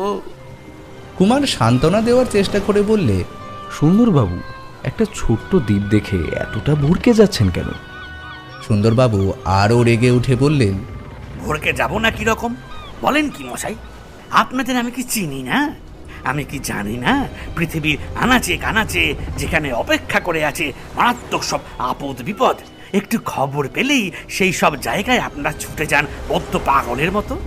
আপনারা যে ওই বিশেষ দ্বীপটাতেও সমুদ্রে হাওয়া ভক্ষণ করতে আসেননি এইটুকু বুঝতে পারবো না এমন কচিখোকা আমি নই। আপনাদের ধাক্কায় বলবার কথা আমার নয়, কিন্তু কি জানেন কুমারবাবু, মুনিরও মতিভ্রম হয়, আমারও মতিভ্রম হয়েছিল, নইলে কি আপনাদের সঙ্গে আবার দেশের বাইরে পা বাড়াতুম? কখনো না। এমন সময় রামহরি সেখানে দাঁড়ায়। সকলকার মুখের দিকে একবার তাকিয়ে নিয়ে বললে, কি হয়েছে সুন্দরবাবু, আপনি এমন খাপ্পা হয়ে উঠেছেন কেন? সুন্দরবাবু বললেন, খাপ্পা না হয়ে উপায় কি রামহরি? এই বাবুগুলি ধাপ্পা দিয়ে আমাদের দুজনকে এখানে কেন টেনে এনেছেন জানো? কেন সুন্দরবাবু? আমরা জবাই হব বলে। রামহরি দুই চক্ষু ছানা বড়ার মতো করে অবাক হয়ে তাকিয়ে রইল। সুন্দরবাবু বললেন, এরা 7 সমুদ্র 13 নদী পার হয়ে এত দূর এসেছে কেন জানো? ওই এক ফোঁটা দ্বীপে গিয়ে নামবে বলে। রামহরি ফিরে দ্বীপটার দিকে তাকিয়ে বললে, বাবুরা ওই দ্বীপে গিয়ে নামবে নাকি? ওটা কি একটা দ্বীপ? ভগবান জানেন, দ্বীপটার যা চেহারা দেখছি পৃথিবীর কোনো মানুষই বোধহয় ওর নাম কখনো শোনেনি। ওই দ্বীপে কি আছে? ওখানে নিশ্চয়ই আছে মূর্তিমান বিভীষিকার দল, তা নহিলে এমন ডাহা ডানপিটে ছোকরার দল এত দূর কখনো ছুটে আসে? এটা বোঝো না রামহরি? দ্বীপটাকে দেখেই আমার গায়ে কাঁটা দিচ্ছে। ঘাড়ে ভূত না চাপলে অমন দ্বীপে কেউ বেড়াতে আসে না। রামহরি সায় দিয়ে বলল, তা যা বলেছেন বাবু, এই বাবুগুলির প্রত্যেকের ঘাড়েই এক একটা করে ভূত চেপে আছে। সুন্দরবাবু বললেন, কিন্তু আমাদের ঘাড়ে তো ভূত নেই, আমরা কেন এদের সঙ্গে বেঘরে ছুটোছুটি করে মরি? রামহরি দার্শনিকের মতো গম্ভীরভাবে বললে, সঙ্গদোষে সব হয় সুন্দরবাবু, সঙ্গদোষে সব হয়। সুন্দরবাবু খানিকক্ষণ চুপ করে থেকে বললেন, দেখো রামহরি, এসে যখন পড়েইছি তখন উপায় নেই, কিন্তু আমার একটা কথা সর্বদাই মনে রেখো, যেন এই দলে মানুষের মতো মানুষ বলতে আছি কেবল আমরা দুজন, অর্থাৎ কিনা এই তুমি আর আমি। আমরা ওদের দলে কোনো দিনই যোগ দেব না, ভবিষ্যতেও আমরা যা করব নিজেদের মধ্যে পরামর্শ করেই করব, ওদের কারোর পরামর্শ আমরা শুনব না। চলো চলো, চুপি চুপি তোমাকে গোটা কয়েক কথা বলতে চাই। বিমলের দিকে একবার উত্তপ্ত দৃষ্টিতে তাকিয়ে রামহরির হাত ধরে প্রস্থান করলেন সুন্দরবাবু। জাহাজ তখন খুব কাছে এসে পড়েছে। এখান থেকে দ্বীপের সবটা দেখা যাচ্ছে না বটে, কিন্তু তার আয়তন 7-8 বর্গমাইলের বেশি হবে না। এই অঞ্চলে অধিকাংশ দ্বীপেরই উৎপত্তি আগ্নেয়গিরির বিস্ফোরণের ফলে। এই দ্বীপটির উৎপত্তির মূলেও সেই কারণেই অনুমান করা যায়। দ্বীপের একদিকে রয়েছে নতন নত মুক্তভূমি, বাকি সবখানেই দেখা যাচ্ছে ঘন সবুজ রঙের ছবি, লতা গুল্ম পাতায় ঢাকা গাছের পর গাছের দল। সবচেয়ে বেশি চোখে পড়ে তাল জাতীয় একরকম গাছ। একদিকে সমুদ্রের নীল জলের ওপরে ঝুঁকে দাঁড়িয়ে আছে খুব উঁচু ও সুদীর্ঘ কালো পাথুরে পাহাড়। তার উপরে একটানা চলে গিয়েছে বড় বড় ঝোপের পর ঝোপ। সেখানকার নিবিড় শ্যামলতার উপর দিয়ে গড়িয়ে গড়িয়ে পড়ছিল প্রভাত সূর্যের সোনালি জলের ঢেউ। বিমলের দৃষ্টি হঠাৎ চমকে উঠল। একদিকে আঙুল নির্দেশ করে সে বললে, দেখুন জয়ন্তবাবু, দেখুন। সকলে সবিস্ময়ে দেখলে ঝোপগুলোর তলায় সরাসরি বসে কতগুলো নিশ্চল পাথরের মূর্তি, কিন্তু সেগুলো যে জীবন্ত মূর্তি তাও বেশ বোঝা যাচ্ছে।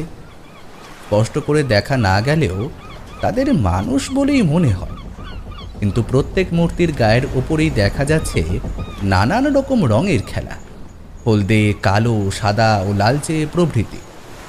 কুমার বললে, বিমল, ওরা যদি মানুষ হয় তাহলে ওদের গায়ের রং ওরকম কেন? ওরা কি গায়ের সঙ্গে মিলানো কোনো রঙিন পোশাক পরে আছে? বিমল বললে, কিছুই তো বলতে পারছি না। ডাক্তার মোড়োর দ্বীপে যে ওরকম রঙিন পোশাক পরা মানুষ আছে, এই খবর তো আমিও পাইনি।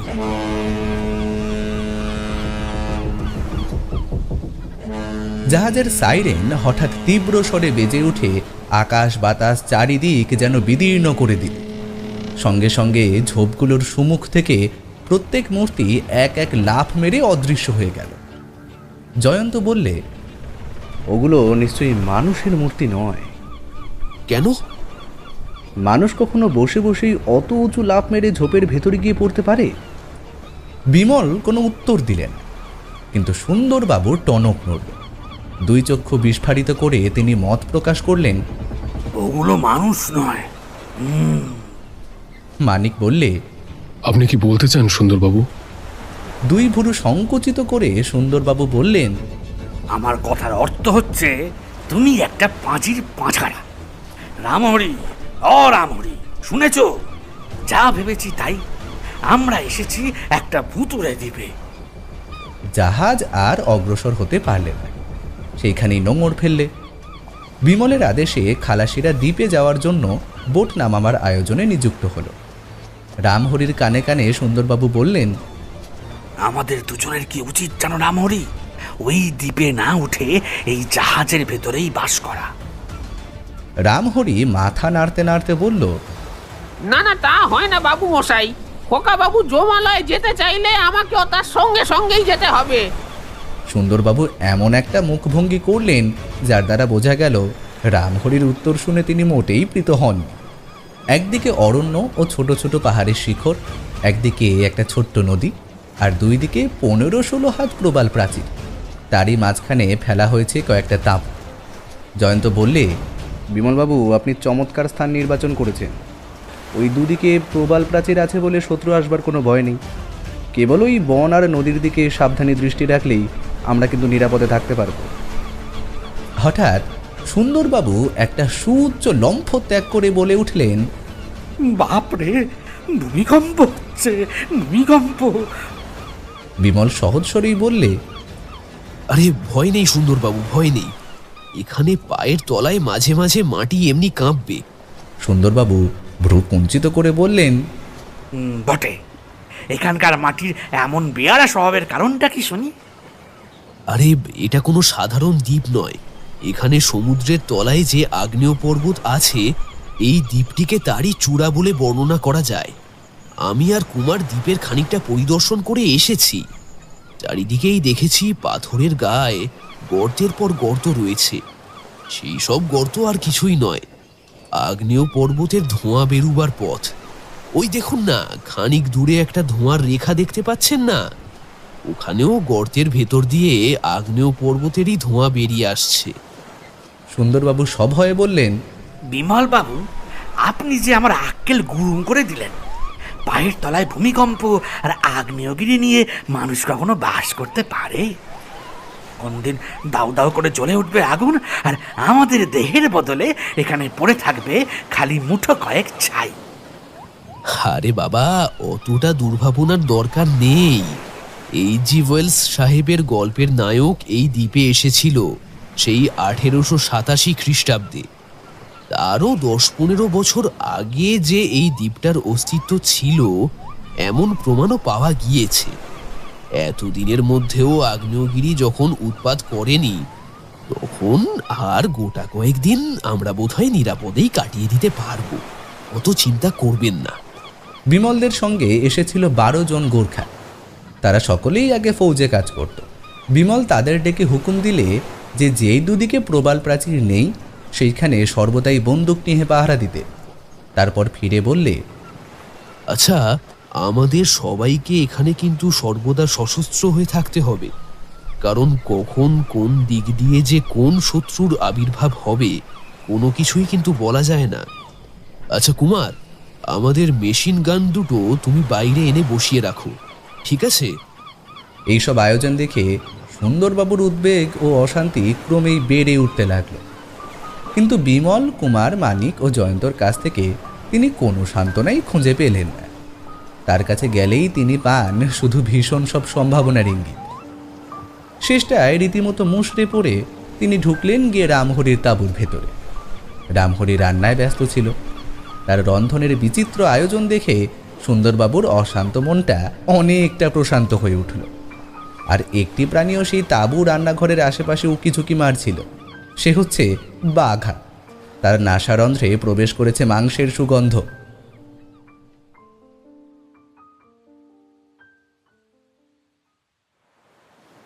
চন্দ্রহীন অন্ধকার রাত যেন কান পেতে শ্রবণ করছে বিশাল সাগরের উচ্ছ্বসিত তরঙ্গ কোলাহল। আচম্বিতে মানুষের আর্তনাদের পর আর্তনাদে চারিদিক হয়ে উঠল ধ্বনিত প্রতিধ্বনিত। সঙ্গে সঙ্গে বারবার শোনা গেল রিভলভারের শব্দ, জাগল কুকুরের ক্রুদ্ধ চিৎকার। বিমল, কুমার, জয়ন্ত ও মানিক সকলেই ব্যস্তভাবে তাঁবুর ভেতর থেকে বেরিয়ে এলো। কুমার উদ্বিগ্ন কণ্ঠে বললে, এ যে সুন্দরবাবুর গলা, বাঘও চেঁচাচ্ছে, সুন্দরবাবু ক্রমাগত রিভলভার ছুড়ছেন, ব্যাপার কি? সকলে দ্রুত পদে সুন্দরবাবুর তাঁবুর ভেতরে ঢুকে টর্চের আলো ফেলে দেখলে তাঁবুর এক কোণে আড়ষ্ট হয়ে দাঁড়িয়ে থরথর করে কাঁপছেন সুন্দরবাবু। তার চোখ মুখ আতঙ্কগ্রস্ত। বিমল জিজ্ঞাসা করলে, আরে কি হয়েছে সুন্দরবাবু, আপনার এমন অবস্থা কেন? প্রথমটায় সুন্দরবাবু কোনো কথাই উচ্চারণ করতে পারলেন। তারপর কেবলমাত্র বললেন, ভাই রে ভাই, হনুমান বিছে। হনুমান বিছে? সেটা আবার কি জিনিস? হ্যাঁ হ্যাঁ, হনুমান বিছেই বলো আর বিছে হনুমানই বলো, আমি দেখেছি একটা অসম্ভব জীবকে।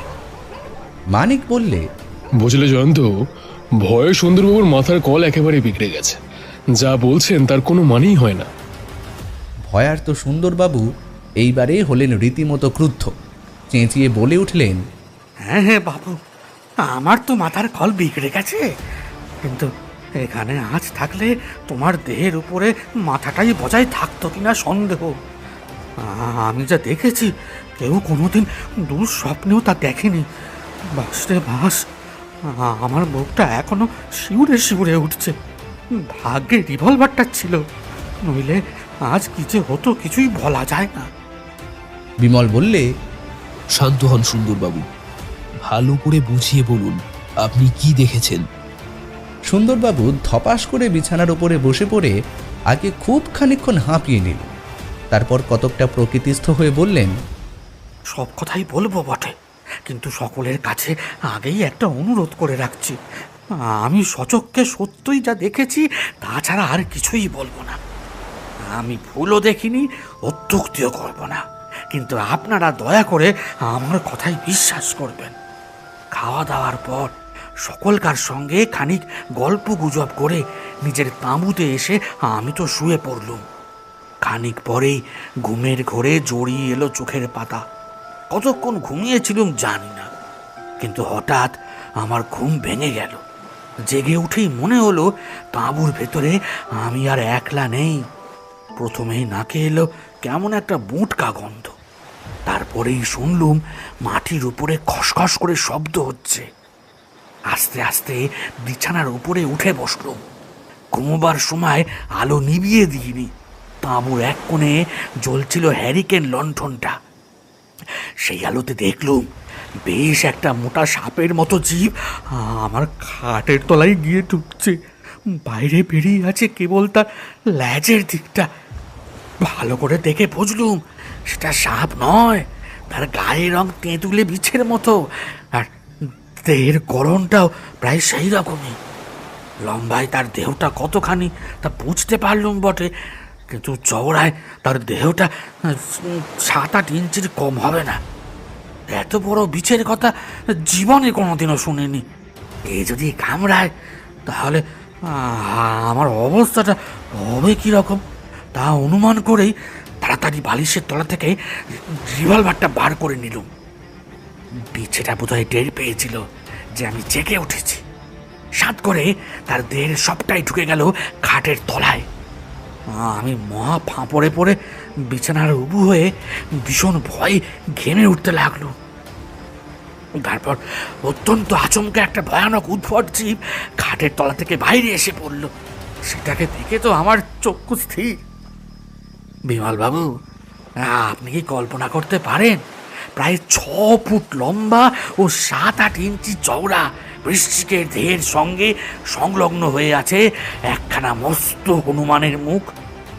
কল্পনা তো করতে পারবেনই না, হয়তো আমার কথা বিশ্বাসও করবেন না, কিন্তু আমি কিছুমাত্র ভুল দেখিনি। বলেন তো, ঈশ্বরের নামে শপথ করতে পারি। কোকড়ো সাপের ফোনা তুলে যেমন মাটির উপর থেকে খানিকটা উঁচু হয়ে ওঠে, এই কেমভূত কিমাকার আশ্চর্য জীবটা ঠিক সেইভাবে উঁচু হয়ে আমার দিকে জ্বলন্ত চোখে তাকিয়ে রইল। তারপর দাঁত মুখ খিচিয়ে এসে গর্জন করে উঠতেই আমি রিভলভারের ঘোড়া টিপে দিলুম। পর মুহূর্তেই জীবটা মাটির উপর আছাড় খেয়ে পড়ল, আর তার লেজের ঘা লেগে হ্যারিকেন লণ্ঠনটা ভেঙে একেবারে নিভে গেল। তাঁবুর ভেতর ঘোর অন্ধকার। হঠাৎ আমার খাটের উপরে সশব্দে কি একটা এসে পড়ল। আমিও সঙ্গে সঙ্গে ধড়াক করে খাট থেকে লাফিয়ে পড়ে উপর চুপুরি রিভলভার ছুটতে লাগলুম। তারপর আপনাদের আবির্ভাব। এখন তো দেখছি সে আশ্চর্য জীবটা আর তাঁবুর ভেতরে নেই। কিন্তু বলুন আপনারা, যেটাকে এইমাত্র আমি দেখেছি সেটা কি জীব হতে পারে? আপনারা হয়তো বলবেন ঘুমিয়ে ঘুমিয়ে দুঃস্বপ্ন দেখে ভয়ে আমি জেগে উঠছি, কিন্তু স্বপ্ন নয় মশাই, স্বপ্ন নয়। আমার রিভলভারের গুলি খেয়ে জীবটা আহত হয়েছিল।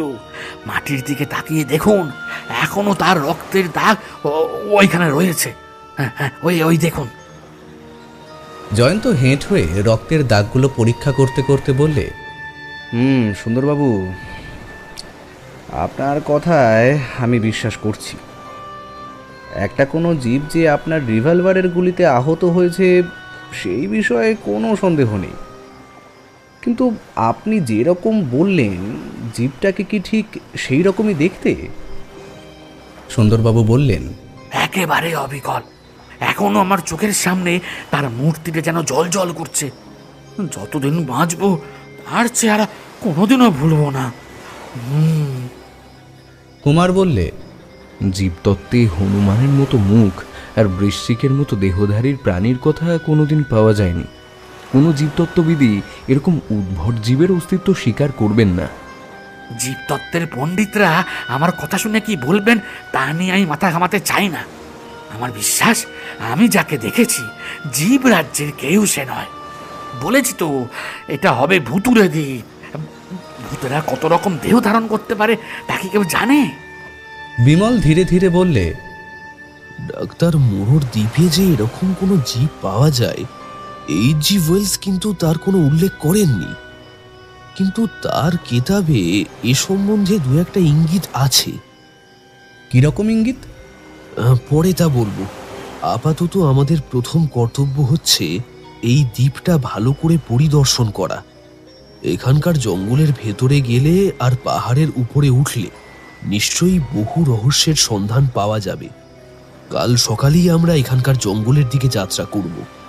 সুন্দরবাবু চমকে উঠে বললেন, আমরা মানে? আমি কোনোদিন ওই জঙ্গলের ভেতরে গিয়ে ভূতের হাতে প্রাণ খাওয়াতে রাজি নই। এখানকার একটি মাত্র জীবের যে নমুনা দেখলুম, আমার পক্ষে তা যথেষ্ট বেশি। জঙ্গলের ভেতরে নানা রূপ ধারণ করে আরো যারা বিরাজ করছেন, আমি দূর থেকেই তাদের পায়ে প্রণাম করছি।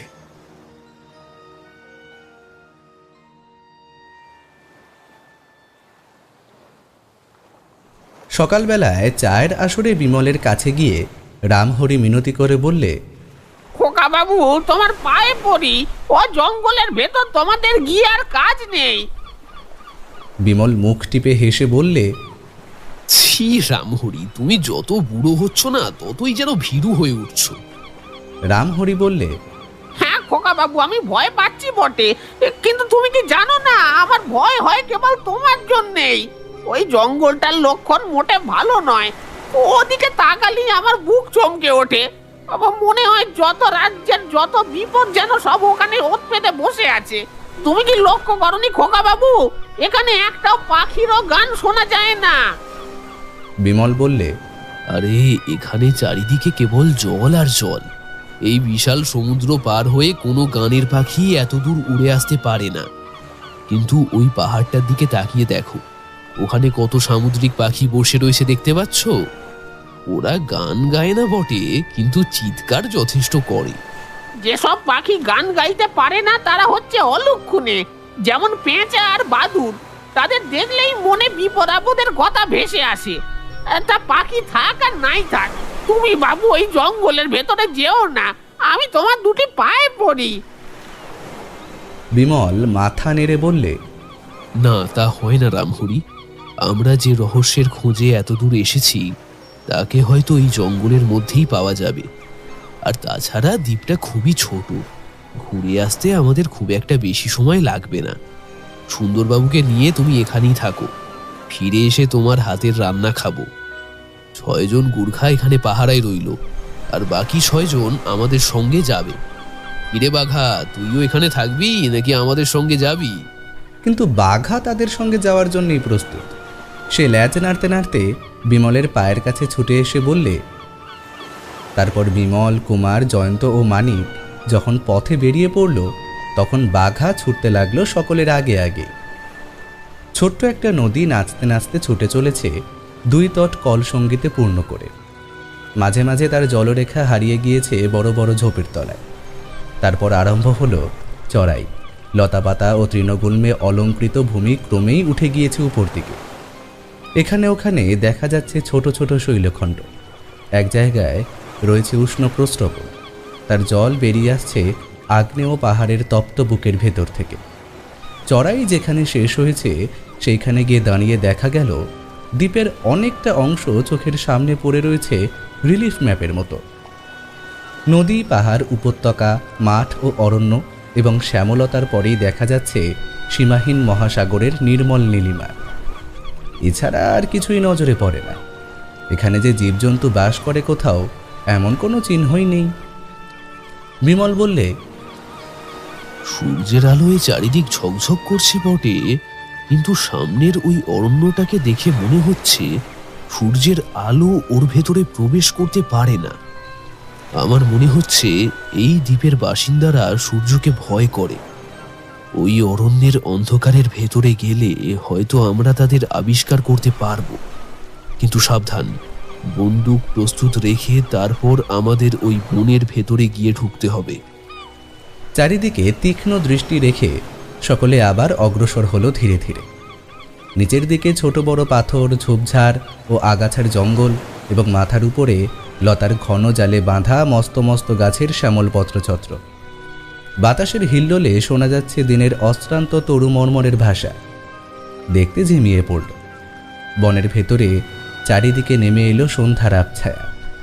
সেই আলো আঁধারি মাখা অরণ্যের অন্তপুর তখন হয়ে উঠল রীতিমতো রহস্যময়।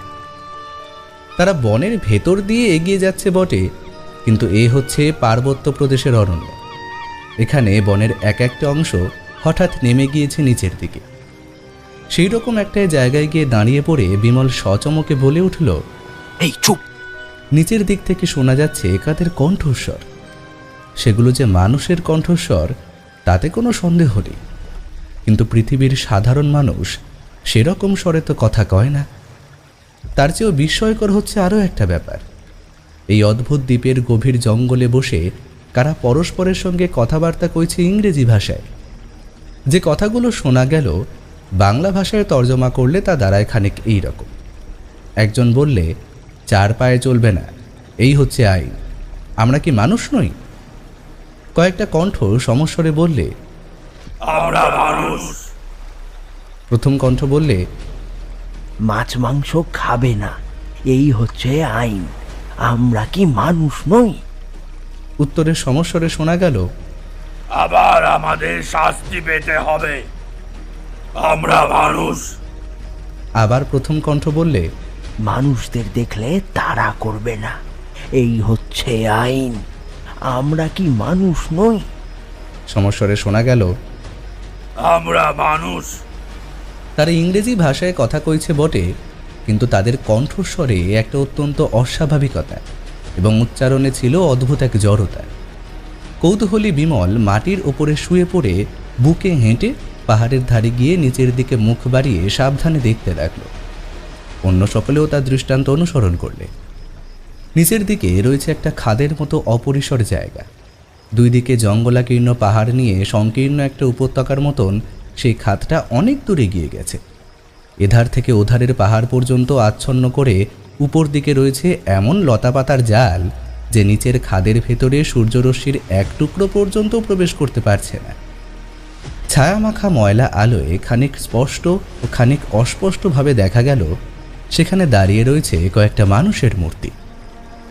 খানিকক্ষণ ভালো করে লক্ষ্য করবার পর বোঝা গেল সেগুলো মানুষের মূর্তি হলেও তাদের দেহগুলোকে অমানসিক বললেও অন্যায় হবে না।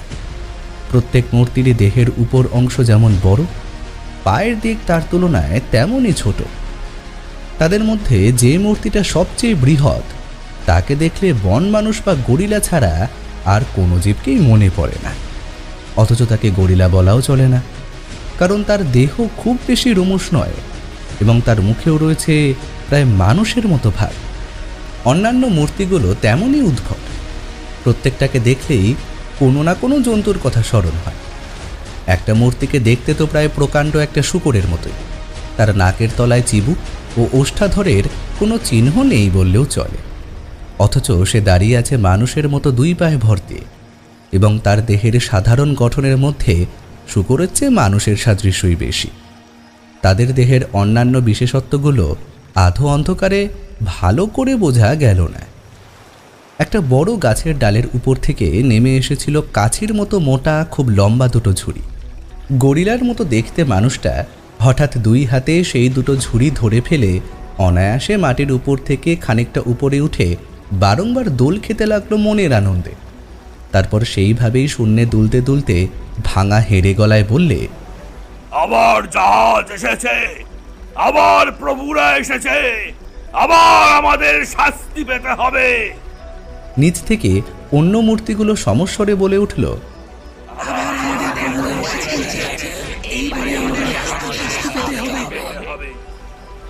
কুমার হঠাৎ বিমলের গায়ে একটা ঠেলা মারল।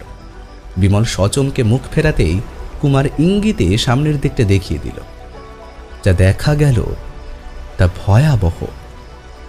খাদের ওপাশে পাহাড়ের উপরে ছিল নানা জাতীয় গাছের তলায় এক টানা ঝোপের সার। একটা ঝোপের ভেতর থেকে বাইরে বেরিয়ে আছে প্রকাণ্ড ও বিভৎস একখানা মুখ। সেটা যে কোন জীবের মুখ কিছুই বোঝবার উপায় নেই। সেই ভয়ঙ্কর মুখের গড়ন খানিকটা সিংহের, খানিকটা ভাল্লুকের এবং খানিকটা গন্ডারের মুখের মতো। এই দ্বীপের বাইরে পৃথিবীর দৃষ্টি নিশ্চয়ই কোনোদিন এমন অভাবিত ও অপার্থিব জীবকে দর্শন করার সুযোগ পায়নি। পণ্ডিতরা বলেন প্রাগৈতিহাসিক যুগে আদিম পৃথিবীতে আশ্চর্যরূপে বিভৎস ও বিপুল বপু জীবরা নাকি বিচরণ করত। মাটি খুঁড়ে তাদের অনেকের কঙ্কাল আবিষ্কার করা হয়েছে এবং পণ্ডিতরা সেই সব কঙ্কাল দেখে তাদের চেহারা কতকটা অনুমান করে নিয়েছেন। এই দ্বীপে কি তাদেরই কোনো কোনো বংশধর আজও বিদ্যমান আছে? জন্তুটার দেহের অন্য কোনো অংশ দেখা যাচ্ছিল না, কিন্তু তার বিস্ফারিত দুই চক্ষুর ভিতর দিয়ে ঠিকরে বেরিয়ে আসছিল যেন ক্ষুধিত হিংসার আগুন। মানিক বন্দুকটা বাগিয়ে ধরে সেই মুখখানার উপরে গুলি বৃষ্টি করবার উপক্রম করবে। জয়ন্ত টপ করে তার হাত চেপে ধরে অস্ফুট স্বরে তিরস্কার করে বললে, ক্ষান্ত হও মানিক, করো কি? বন্দুকের শব্দ শুনে এখানকার সব জীব যদি আমাদের কাছে ছুটে আসে, তাহলে আর কি আমরা আত্মরক্ষা করতে পারবো?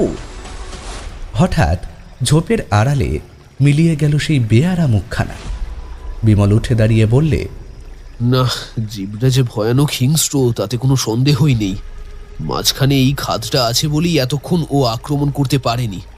এখন বোধহয় অন্য দিক দিয়ে আসবার জন্য চেষ্টা করবে। এখানে ওরকম আরো কত যে জীব আছে কে জানে। আপাতত বনের ভেতর থেকে বেরিয়ে পড়াই মনে হচ্ছে বুদ্ধিমানের কাজ। জয়ন্ত সায় দিয়ে বললে, আমার ওই একই মত। এই অন্ধকার জঙ্গলের ভেতরে আমরা কিন্তু অত্যন্ত অসহায়। আমরা কাউকে দেখতে পাচ্ছি না বটে, কিন্তু আড়াল থেকে শত্রুরা নিশ্চয়ই আমাদের উপর নজর রেখেছে। এখানকার প্রত্যেক ঝোপঝাড়ি কিন্তু বিপজ্জনক। আসুন আমরা বেরিয়ে যাই। দ্বীপের অরণ্য থেকে সকলে যখন আবার নিজেদের তাঁবুর ভেতরে ফিরে এলো, তখন সর্বাগ্রে তাদের সম্ভাষণ করলেন সুন্দরবাবু। শুধলেন, জঙ্গলের ভেতরে আরো কতগুলো হনুমান বিছে দেখে এলে? মালিক বললে, আরে মশাই, রেখে দিন তো আপনার হনুমান বিছে। আমরা যাদের দেখেছি না, তাদের দেখলেই আপনি হুম বলে অজ্ঞান হয়ে পড়তেন। বিস্ময়ে দুই চোখ পাকিয়ে সুন্দরবাবু বললেন, বলো কি হে, হনুমান বিছের চেয়েও ভয়ানক কিছু থাকতে পারে নাকি? এ কথা আমি মোটেই বিশ্বাস করি না। আমার কথায় যদি বিশ্বাস না করেন, তবে নিজেই একবার জঙ্গলে গিয়ে চক্ষু কর্ণের বিবাদ ভঞ্জন করে আসুন না। সুন্দরবাবু তাচ্ছিল্য ভরে বললেন, যে জঙ্গলে হনুমান বিছে পাওয়া যায় সেখানে কোনো ভদ্রলোকেরই যাওয়া উচিত নয়। আরে বারবার কি হনুমান বিছে কথা বলছেন? আমরা কি জানোয়ার দেখেছি জানেন? তাও তার সমস্ত দেহটা আমরা দেখতে পাইনি, দেখেছি কেবল তার মুখখানা। আপনি ছবির নৃসিংহ মূর্তি দেখেছেন তো? এই মূর্তি দেখলে নৃসিংহ ভয়ে পেটটা না দিয়ে পারবে না। তুমি বড় বাজে কথা বলো মানিক। নৃসিংহ হচ্ছে রূপকথার একটা অসম্ভব আর আজগুবি মূর্তি। তার হচ্ছে অপার্থিব কোনো জানোয়ার পৃথিবীতে থাকতে পারে নাকি?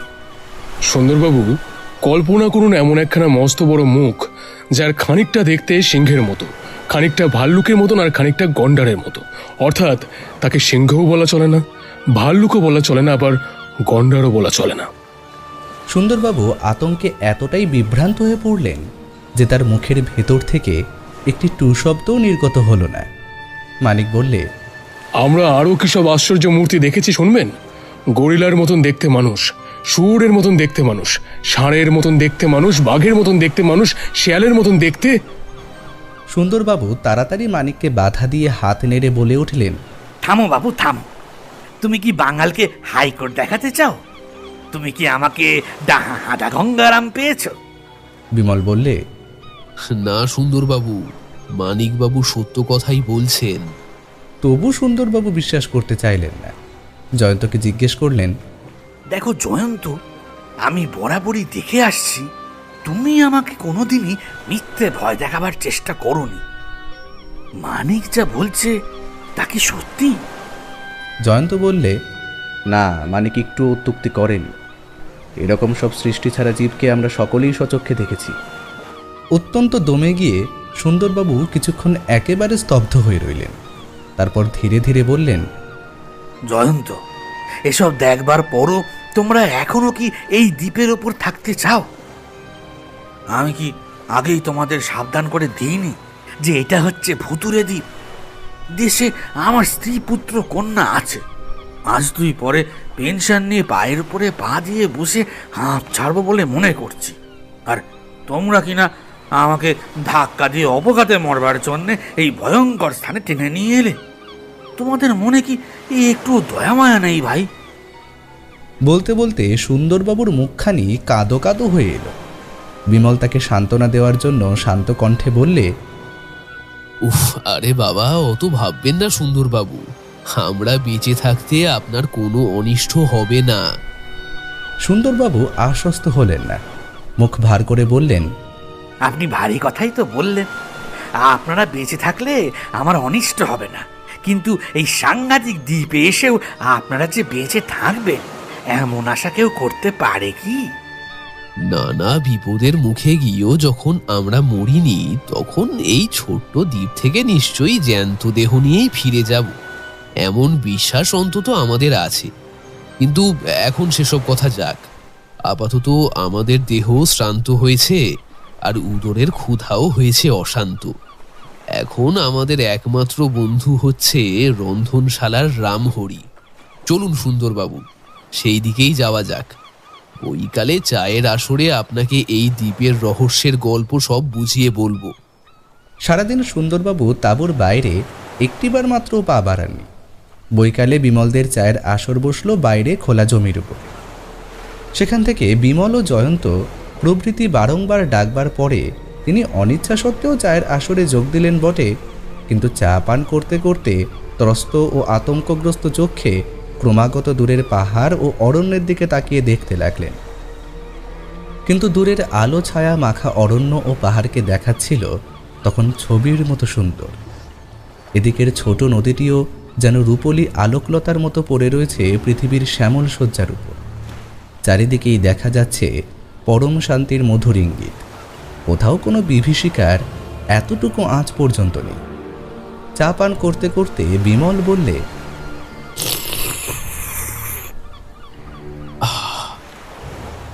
সুন্দরবাবু, অনেকদিন আগের কথা।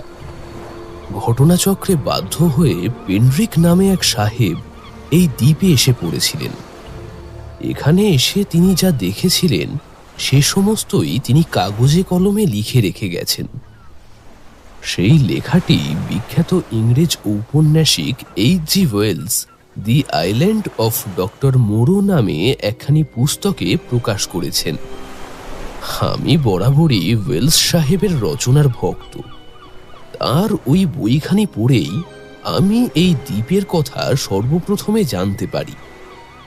ডাক্তার মোরো ছিলেন একজন বিচক্ষণ জীবতত্ত্ববিদ। কেবল তাই নয়, সার্জারি বা শল্যবিদ্যায় তাঁর হাত ছিল অসাধারণ। অনেক গবেষণার পর তিনি এই সিদ্ধান্তে এসে উপস্থিত হন যে বিভিন্ন জন্তুর জীবন্ত দেহের উপরে অস্ত্রোপচার করে তাদের দেহগুলোকে মানুষের দেহের মতো করে তোলা যায়। সুন্দরবাবু বললেন,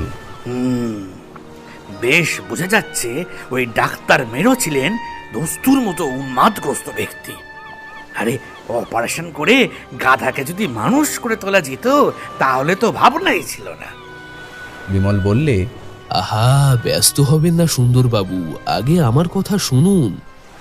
ডাক্তার মোরো যে কেন এরকম অভাবিত সিদ্ধান্তে এসে উপস্থিত হয়েছিলেন, ওয়েলস সাহেবের কিতাবখানা পড়ে দেখলে আপনিও তা উপলব্ধি করতে পারবেন। ডাক্তার মোরোর সিদ্ধান্ত নিয়ে আমি এখানে আর কোনো বাক্য ব্যয় করতে চাই না। তবে তিনি যে সত্যি সত্যি গরিলা, বৃষ, চিতাবাঘ, নেকড়ে, হায়না, ভালুক, শুয়োর, এমনকি কুকুর প্রভৃতির দেহের উপরে অস্ত্র চালনা করে তাদের আকার যথাসম্ভব মানুষের মতোই করে তুলেছিলেন, পেন্ড্রিক সাহেব তা স্বচক্ষে দেখে তার লেখায় লিখে রেখে গেছেন। আর তাঁর কথা যে কাল্পনিক নয়, আমরাও আজ এই দ্বীপে এসে তার যথেষ্ট প্রমাণই পেয়েছি। দ্বীপে আমরা আজ যে সব মনুষ্য রূপধারী জন্তুগুলোকে দেখেছি, সেগুলো হয় ডাক্তার মোরোর স্বহস্তের কীর্তি, আর নয় তারা হচ্ছে তাঁরই সৃষ্ট জীবদের বংশধর। তাদের দেহই কেবল মানুষের মতো দেখতে নয়, তারা মানুষের ভাষায় ইংরেজিতে কথাও কয়। না, ডাক্তার মোড়ো পাগল না হলেও শেষটা আমাকেই দেখছি পাগল হতে হবে। আপনি কি বলতে চান বিমল বাবু? অস্ত্রোপচার করে জন্তুকেও শেখানো যায় মানুষের ভাষা? না, সে কথা আমি বলতে চাই না। ডাক্তার মোরো নিজেই পেন্ড্রিক সাহেবকে বলেছিলেন এই সব জন্তুকে মানুষের আকার দিয়ে তিনি মানুষের ভাষা নাকি নিজেই শিখিয়েছিলেন। কেবল মানুষের ভাষা নয়, তিনি তাদের আচার ব্যবহারও মানুষের মতো শেখাতে ভোলেননি। ওয়েলস সাহেবের কেতাবে এমন ইঙ্গিত আছে, ডাক্তার মুরো হিপনোটিজম বা সম্মোহন বিদ্যাও জানতেন, আর খুব সম্ভবত সেই সম্মোহন বিদ্যার প্রভাবই ওই মানুষ জন্তুগুলোর উপরে সবচেয়ে ভালো কাজ করেছিল। মানুষ জন্তুগুলো ডাক্তার মোরোকে একেবারে জমের মতো ভয় করত, তাকে তারা প্রভু বলে মনে করত। ডাক্তার মোরো তাদের বুঝিয়েছিলেন, তোমরা হচ্ছ মানুষ, তোমরা চতুষ্পদ জন্তুর মতো চলাফেরা করো না, তোমরা কখনো মৎস্য বা মাংস ভক্ষণ করো না, মানুষ দেখলে তোমরা তাদের পেছনে তাড়া করতে যেও না, প্রভৃতি। এই সব নীতিবাক্য তিনি তাদের সর্বক্ষণ মুখস্থ করতে বলতেন। আজ আমরাও তাদের মুখস্থ করা নীতিবাক্য কতক শুনে এসেছি। সুন্দরবাবুর বিস্ময়ে এমন মাত্রা ছাড়িয়ে উঠল যে মুখ বেদান করে নির্বাকভাবে বসে রইলেন মূর্তির মতো। বিমল বললে, কিন্তু ডাক্তার মোরো খোদার উপরে খোদকারি করতে গিয়েছিলেন, তাই পরে প্রকৃতি তার প্রতিশোধ নিয়েছে। ওই সব গরিলা মানুষ বা বাঘ মানুষ আর অন্যান্য জন্তু মানুষ দেখতে মানুষের মতো হলেও মানুষের প্রকৃতি তাদের উপরে সমানভাবে কাজ করতে পারলে না। তাদের ভেতরে ক্রমেই বেশি করে আবার ধীরে ধীরে সজাগ হয়ে উঠতে লাগলো জানোয়ারের প্রকৃতি। তারপর জন্তু মানুষদের যেসব সন্তান হলো, তাদের দেহ অনেকটা জন্তুর মতোই দেখতেই হয়ে উঠল। শিশু বয়সে তারা বাপ মায়ের কাছ থেকে মানুষের ভাষা ও নীতি শিক্ষা করেছিল বটে, কিন্তু তাদের কাছে প্রকাশ পায় বিশেষ বিশেষ জন্তুর বিশেষ বিশেষ স্বভাব। আজ আর তাদের মাংস খেতে আপত্তি নেই, মানুষ দেখলে হিংস্র জন্তুর মতোই তারা তাড়া করবে। আবার মাঝে মাঝে দুই পায়ে ভর দিয়ে দাঁড়ালেও এখন তারা চতুষ্পদ জন্তুর মতোই বিচরণ করবে। তাদের বংশধররা হয়তো জন্মাবধি অবিকল জন্তুর দেহ নিয়েই জন্মগ্রহণ করবে, হয়তো মানুষের ভাষায় কথা বলবার শক্তি পর্যন্ত তাদের থাকবে না। সুন্দরবাবু বললেন, ধরলুম এই দ্বীপে বাস করে কতকগুলো আজব জন্তু মানুষ, কিন্তু আমি যে হনুমান বিছিটাকে দেখেছি তার সঙ্গে তো কোনো মানুষের কি কোনো বিশেষ জন্তুর চেহারার কিছুই মেলে না। সেটা এই দ্বীপে এলো কেমন করে? তারপর ধরুন, আপনারা আজ যে কিম্ভূত কিমাকার সিংহ ভল্লুক গন্ডারটাকে দেখেছেন, তাকেও তো তুচ্ছ করে উড়িয়ে দিতে পারি না। পেন্ড্রিক সাহেবের কাছে ডাক্তার মোরো বলেছিলেন, জন্তু মানুষের পর জন্তু মানুষ গড়তে গড়তে তার যখন একঘেয়ে লাগতো, তখন তিনি বৈচিত্র্যের জন্যে একাধিক জন্তুর চেহারা মিলিয়ে মাঝে মাঝেই নানা রকম সৃষ্টি ছাড়া সব জানোয়ার তৈরি করতেন। ওই হনুমান বিছে প্রভৃতি সেই সব জানোয়ারেরই নমুনা। আপনার ওই পেন্ড্রিক সাহেব আর ডাক্তার মোড়ো জাহান্নামে গেলেও আমার কোনো আপত্তি নেই, কিন্তু উপস্থিত নিজেদের কথাও ভেবে দেখতে হবে তো। ওই নরদেহধারী জন্তুগুলো আর জন্তু দেহধারী উলঙ্গ বিভীষিকাগুলো যদি আমাদের আক্রমণ করে? এর মধ্যে যদি টদির কিছু নেই, ওরা আমাদের আক্রমণ করবেই। সুন্দরবাবু চমকে উঠে বললেন, বলেন কি মশাই? হ্যাঁ, খুব সম্ভবত ওরা আজ রাত্রেই আমাদের আক্রমণ করবে। কি করে জানলেন আপনি? আরে ওরা তো আমাদের দেখেছে। ওদের মধ্যে যারা বেশি হিংস্র তারা নিশ্চয়ই আজ রাত্রে শান্তভাবে চুপ করে বাসায় বসে থাকবে না। কিন্তু আপনি কেবল রাত্রের কথাই তুলছেন কেন? আমাদের আক্রমণ করবার ইচ্ছে থাকলে ওরা দিনের বেলাতেও আসতে পারে তো। আরে আপনি কি হিংস্র জন্তুদের স্বভাব জানেন না? দিনের বেলায় তাদের হিংস্র মন আধা ঘুমন্ত অবস্থায় থাকে, কিন্তু দিনের আলো নেভার সাথে সাথেই তাদের প্রকৃতির নিষ্ঠুরতা ধীরে ধীরে জাগ্রত হয়। রাত্রি যত বাড়ে তাদের হিংস্র ভাবও তত বেশি হয়ে ওঠে। সেই সময় তারা বেরিয়ে পড়ে দলে দলে জীব শিকারে। আমার অনুমান সত্যি কিনা তা আজ রাত্রি প্রমাণ পাওয়া যাবে। সুন্দরবাবু ভয়ার্ত স্বরে বললেন, মাফ করবেন মশাই, আমি প্রমাণ কিছুই পেতে চাই না। এই মুহূর্তেই আমি জাহাজে গিয়ে উঠতে চাই। বিমল সেই কথা কানে না তুলে বললে, না, এই দ্বীপের সব জীবই যে হিংস্র আর হত্যাকারী আমি অন্তত সেই কথা মনে করি না। আমরা আজ সকর্ণে শুনেছি কতগুলো জীব এখনো নিজেদের মানুষ বলে গর্ব করে আর মনুষ্য ধর্ম পালন করার জন্যে নীতিবাক্য মুখস্থ করে রাখে। আবার আমরা এও শুনেছি এখানে আমাদের আবির্ভাবে তারা ভয় পেয়েছে বটে, কিন্তু আমাদের মতো আসল মানুষকে তারা নিজেদের প্রভুর মতোই মনে করে। খুব সম্ভবত তারা আমাদের আক্রমণকারীদের দলে যোগ দিতে রাজি হবে না। যে জীবগুলো তাদের মতো বৈষ্ণব নয়, আপনি সেই হতভাগাদের কথা ভাবছেন না কেন? হনুমান বিছে আর ওর নাম কি, ওই সিংহ ভালুক গন্ডারের দল যদি আমাদের এখানে এসে হানা দেয়? বিমল হাসতে হাসতে বললে, আরে আমরা যে সঙ্গে এতগুলো সেপাই, মেশিন গান আর বন্দুক রিভলভার এনেছি, সেসব কি খালি লোক দেখাবার জন্যে? কুমার, আর খানিক পরেই কিন্তু সন্ধ্যা নামবে। তুমি এখন থেকেই সেপাইদের প্রস্তুত হয়ে থাকতে বলে এসো। সকলেই যেন এক একটা ঝোপঝাপ বেছে নিয়ে ওই বন আর নদীর দিকে সতর্ক দৃষ্টি রাখে। আর মেশিন গানগুলো বাইরে যথাস্থানে এনে রাখবার ব্যবস্থা করো। আজকে আমরা কবির মতো চন্দ্রকোজ্জ্বল মুক্ত আকাশের তলায় রাত্রি যাপন করব। তফাৎ খালি এই, কবিরা ব্যবহার করেন মসির আর আমরা হব অসির ভক্ত। কিন্তু এই অসাময়িক কবিত্বের জন্য সুন্দরবাবুর গা যেন জ্বলে গেল। একে তো যুদ্ধের আয়োজনের কথা শুনেই তার বুকের ভেতরে জেগেছে ঢিপ ঢিপ শব্দ, তার উপরে আবার এই কবিত্বের অত্যাচার। এতটা তার আর সহ্য হলো না। তিনি তাড়াতাড়ি দোদুল্যমান ভুঁড়ি নিয়ে ছুটলেন সকলের নামে নালিশ করতে রামহরির কাছে। সুন্দরবাবুকে উদরপিশাচ উপাধি দিয়ে মানিক যখন তখন জ্বালাতন করত, কিন্তু এই দ্বীপের মাটিতে পা দিয়েই তার সেই সুবিখ্যাত জঠরাগ্নি ঘুমিয়ে পড়েছিল যেন একেবারে।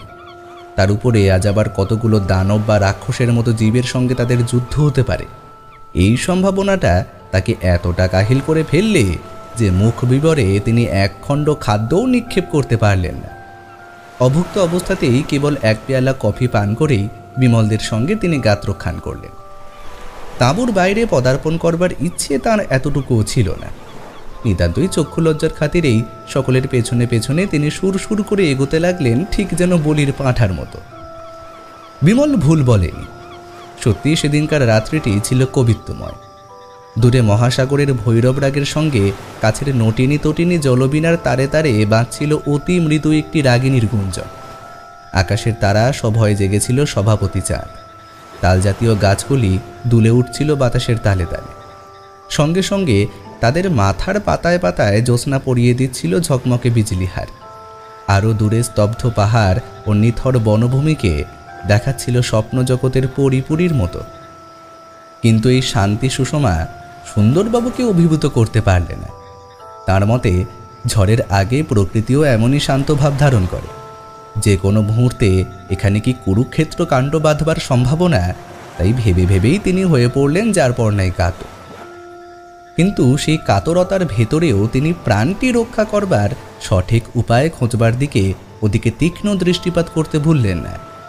এক জায়গায় দাঁড়িয়েছিল পরস্পরের দিকে হেলে পড়ে তিনটি তালজাতীয় গাছ। তারই তলায় রয়েছে একটি নাতিবৃহৎ ঝোপ, এবং ঝোপের ভেতর থেকে মাথা চাগার দিয়ে উঠেছে মস্ত একখানা পাথর। সুন্দরবাবু বুঝলেন ওই জায়গাটা তার পক্ষে হবে অনেকটা নিরাপদ। বিমলের দিকে ফিরে তিনি বললেন, বিমল বাবু, ওই তিনটে গাছের তলায় বসে আমি যদি পাহারা দিই, তাহলে আপনাদের কিছু আপত্তি আছে কি? মানিক বলছে, কিন্তু সুন্দরবাবু একটু হুঁশিয়ার হয়ে ওখানে যাবেন।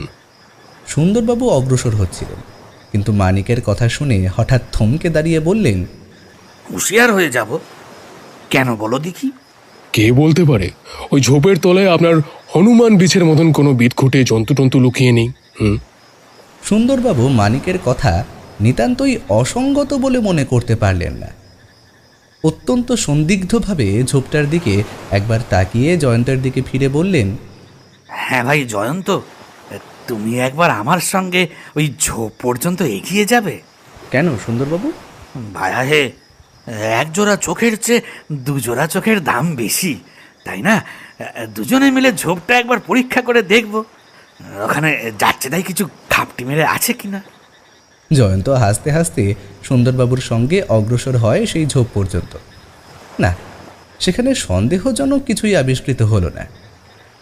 সুন্দরবাবু তখন একটা আশ্বস্তির নিঃশ্বাস ফেলে 4 হাত পায়ে গুড়ি মেরে ঝোপের ভেতরে ঢুকে বললেন,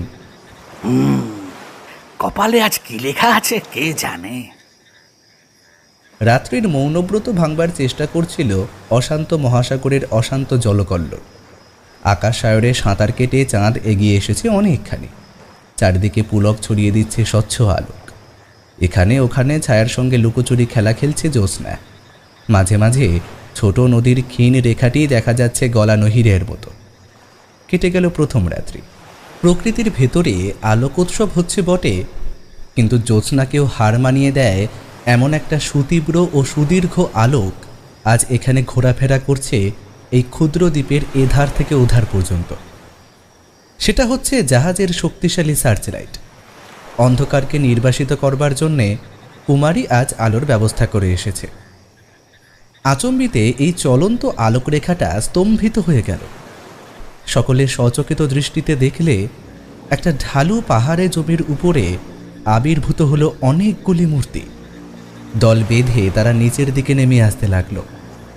চোখে দূরবীন লাগিয়ে বিমল বললে, ওদের তো মানুষ বলেই মনে হচ্ছে, কিন্তু ওরা চতুষ্পদ জন্তুর মতোই হাঁটছে।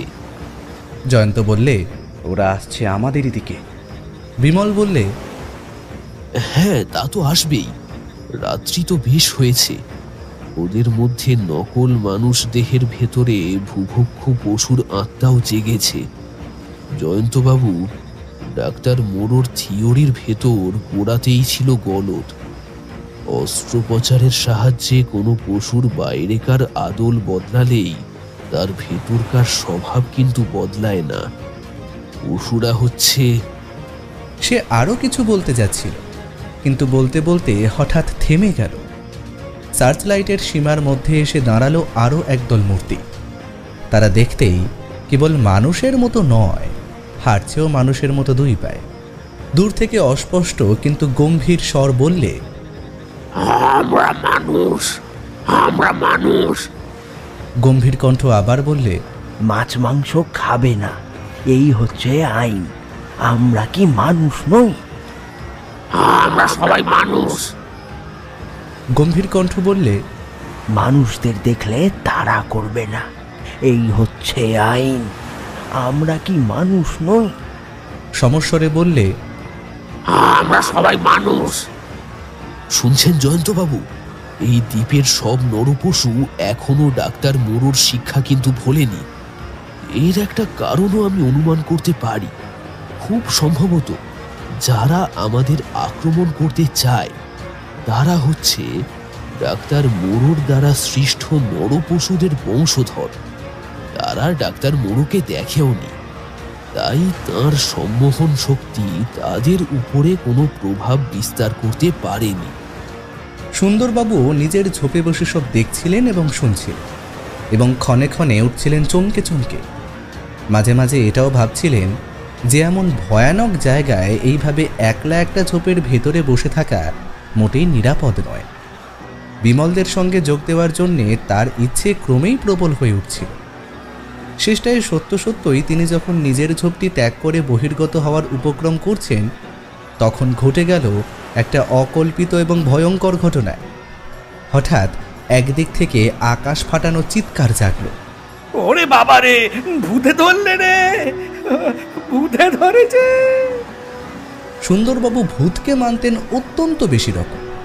ভূতের নাম শ্রবণ করলেই তার সর্বাঙ্গ হয়ে উঠত রোমাঞ্চিত, বিশেষত রাত্রিবেলায়। তদুপরি তিনি যেখানে অবস্থান করছেন তার মতে সেটা হচ্ছে ভুতুরে দ্বীপ। সুতরাং সেই মুহূর্তেই তিনি ফিরে না তাকিয়ে পারলেন না এবং সঙ্গে সঙ্গে অতিশয় স্তম্ভিত চক্ষে যে অসম্ভব দৃশ্য অবলোকন করলেন তা হচ্ছে এই: রামহরি ঝড়ের বেগে ছুটে আসছে এবং তার পেছনে পেছনে তাড়া করে আসছে মূর্তিমান দুঃস্বপ্নের মতো সেই বিভীষণ জীবটা। উফ, সুন্দরবাবু প্রায় মূর্ছিত হয়ে ধরাশায়ী হন আর কি। দেখা যাচ্ছে হাতির মতো প্রকাণ্ড একখানা আশ্চর্য মুখ। হাতির মতো প্রকাণ্ডই বটে, কিন্তু সেটা মোটেই হাতির মুখ নয়। সে যেন খানিক সিংহ, খানিক ভল্লুক, খানিক গন্ডারের মুখ নিয়ে ভেঙে চুরে অথচ মিলিয়ে মিশিয়ে গড়া। তার দুটি ক্ষুধিত চক্ষে দপদপ করে জ্বলছে দারুণ হিংসার অগ্নি। সুন্দরবাবু প্রাণপণে চিৎকার করে উঠলেন। পর মুহূর্তেই দেখা গেল বাঘাকে এবং শোনা গেল তার ক্রুদ্ধ চিৎকার। মস্ত একখানা লাফ মেরে বাঘা সেই মুখখানার পেছনে এসে পড়ে অদৃশ্য হয়ে গেল। তারপর সে কি কান ফাটানো, প্রাণ দমানো তর্জন গর্জন এবং কি ছটাপটি, লাফালাফি ও হানাহানি। সুন্দরবাবু আর পারলেন না। দুই নেত্রে সর্ষে ফুল দেখে বাবারে বলে চেঁচিয়ে উঠেই অজ্ঞান হয়ে ধরাস করে পড়ে গেলেন মাটির উপরে। অন্যান্য সকলেই সেই দৃশ্য দেখেছিল। বিমল তরাক করে লাফিয়ে উঠে বললে, কুমার, আমার সঙ্গে এসো। জয়ন্তবাবু, মানিকবাবু, আপনারা এইখানে বসে ওইদিকে দৃষ্টি রাখুন। বিমল ও কুমার বেগে ঘটনাস্থলে হাজির হয়ে দেখলে সেই কিম্ভূত কিমাকার সিংহ বল্লুক গন্ডারের মতো দেখতে মস্ত মুখখানার পেছনে কণ্ঠদেশ কামড়ে রয়েছে বাঘা। সেই অদ্ভুত জন্তুটা বাঘার কবল থেকে মুক্ত হওয়ার জন্য বাঘাকে নিয়েই বারংবার মাটির ওপর থেকে লাফ মেরে শূন্যে উঠে আবার উপরে এসে ছটফট করছে এবং গড়াগড়ি দিচ্ছে। কিন্তু বাঘার যেন ছিনে জোঁক দাঁতের কামড় একটু আলগা নয়। গুরুম গুরুম গর্জে উঠল বিমল ও কুমারের বন্ধু। সিংহ ভল্লুক গন্ডারের মুখ আর একবার বাঘাকে নিয়ে শূন্যে লম্ফ ত্যাগ করে আবার ধরাশায়ী হয়ে দুই একবার ছটপট করে স্থির হয়ে গেল। কুমার বন্দুকের অগ্রভাগ দিয়ে সেই জীবটার দেহকে পরীক্ষা করে বললে, আয় রে আমার বাঘা, আয় রে আমার মহাবীর, ওটা একেবারে পাথরের মতো মরে গিয়েছে, সাঙ্গ হয়েছে ওর লীলা খেলা। বিমল বিস্ফারিত নেত্রে বললে, ভাই কুমার, ডাক্তার মোরর বিচিত্র খেয়ালে কি জন্তু সৃষ্টি হয়েছে দেখো। এত বড় হাতির মতো মুখ, কিন্তু মুখের তলায় রয়েছে মাত্র হাত দেড়েক আর হাতখানেক চওড়া একটা থলের মতো দেহ, আর সেই দেহের তলায় রয়েছে কুমিরের পায়ের মতো চারখানা ছোট ছোট পা। এ যে সাক্ষাৎ পর্বতের মুশিক প্রসব। ঠিক সেই সময় ওদিক থেকে জয়ন্ত চিৎকার করে বললে, বিমলবাবু, কুমারবাবু। বিমল ও কুমার আবার দ্রুতবেগে হাজির হলো গিয়ে যথাস্থানে। জয়ন্ত বললে, বিমলবাবু, ওদিকে তাকিয়ে দেখুন, চার পায়ে হাঁটা জীবগুলোর সঙ্গে দুই পায়ে হাঁটা জীবগুলোর লড়াই বেঁধে গিয়েছে। বিমল খানিকক্ষণ সেই দিকে তাকিয়ে বললে, তাই তো দেখছি, এদের মধ্যে যারা নিজেদের মানুষ বলে গর্ব করে, নিশ্চয়ই তারা হিংস্র জীবগুলোকে বাধা দিতে চায়। মানিক বললে, অদ্ভুত কাণ্ড কারখানা। এ অজানা দ্বীপেও আছে আমাদের না জানা বন্ধু। কুমার বললে, বিমল, অন্য অন্য জীবরা মারামারি নিয়ে ব্যস্ত বটে, কিন্তু সেই ফাঁকে তিনটে মূর্তি চুপি চুপি আমাদের দিকে আসছে, দেখতে পাচ্ছ? বিমল আবার দূরবীনের সাহায্য গ্রহণ করে বললে, কুমার, কুমার, দুটো মূর্তির গায়ের রং একেবারে চিতাবাঘের মতো। চাঁদ গায়ে গিয়ে তুমি এমনি মূর্তি দেখেছিলে না? নরপশু তিনটে ঝোপঝাড় ও গাছপালার আড়ালে আত্মগোপনের চেষ্টা করতে করতে অনেকটা এগিয়ে এলো। বিমল বললে, ওদের আর কাছে আসতে দেওয়া যাবে না, সবাই বন্দুক ছোড়ো। 1, 2, 3, ফায়ার! একসঙ্গে অনেকগুলো বন্দুক গর্জন করে উঠল। একটা মূর্তি লাফ মেরে উঠেই মাটির উপরে আছড়ে পড়ে ছটফট করতে লাগলো, আর একটা মূর্তি ধরাশায়ী হয়ে আর একটুও নড়ল না। তৃতীয় মূর্তিটা বেগে পলায়ন করলে। বন্দুকের ভীষণ গর্জন শুনেই নরপশুরা মারামারি থামিয়ে স্তম্ভিত হয়ে দাঁড়িয়ে রইল চিত্রাপিতের মতো। তারপরে এই কতকগুলো কণ্ঠ একসঙ্গে বলে উঠল, আবার আমাদের প্রভুরা এসেছে, এইবারে আমাদের শাস্তি পেতে হবে। অতঃপর সুন্দরবাবুর অবস্থাটা দেখা দরকার। সিংহ ভল্লুক গন্ডারের গর্জন শ্রবণ করে সুন্দরবাবু অচেতন হয়ে পড়েছিলেন। এখন তার মূর্ছা ভেঙে গেল বন্দুকের শব্দে। তিনি বলে উঠলেন, ঘন ঘন বন্দুকের শব্দ হচ্ছে যে, তাহলে তুমুল লড়াই শুরু হয়ে গেছে। হ্যাঁ, কিন্তু এখানে যে দুটো ভুতুড়ে জানোয়ারের নমুনা দেখেছি বাবা, তাদের সঙ্গে লড়াই করে কখনো পেরে ওঠা যায়? যাদের চেহারা দেখলেই পেটের পিলে যায় চমকে, তাদের সঙ্গে লড়বো কেমন করে? এখান থেকে লম্বা দেওয়ারও কোনো উপায় নেই। মহাসমুদ্রের মাঝখানে উচকে একটা দ্বীপ, তারই মধ্যে হয়েছি বন্দি। ঝোপের বাইরেও পা বাড়াতে ভরসা হয় না। কে জানে বাবা, কোথায় ঘাপটি মেরে বসে আছে বদমেজাজি কিম্ভূত কিমাকারের দল। কি যে করি, ওরে বাপরে, আবার কি? বিপুল বিস্ময়ে এবং বিষম আতঙ্কে সুন্দরবাবুর বিস্ফারিত চক্ষু দুটো গোল হয়ে উঠল চাকতির মতো। থরথর করে কাঁপতে লাগলো পায়ের তলাকার মাটি। তারপরেই শোনা গেল যেন অসম্ভব রূপে বিরাট এক মহাদানবের বিশ্ব ফাটানো বৈরব হুঙ্কারের পর হুঙ্কার।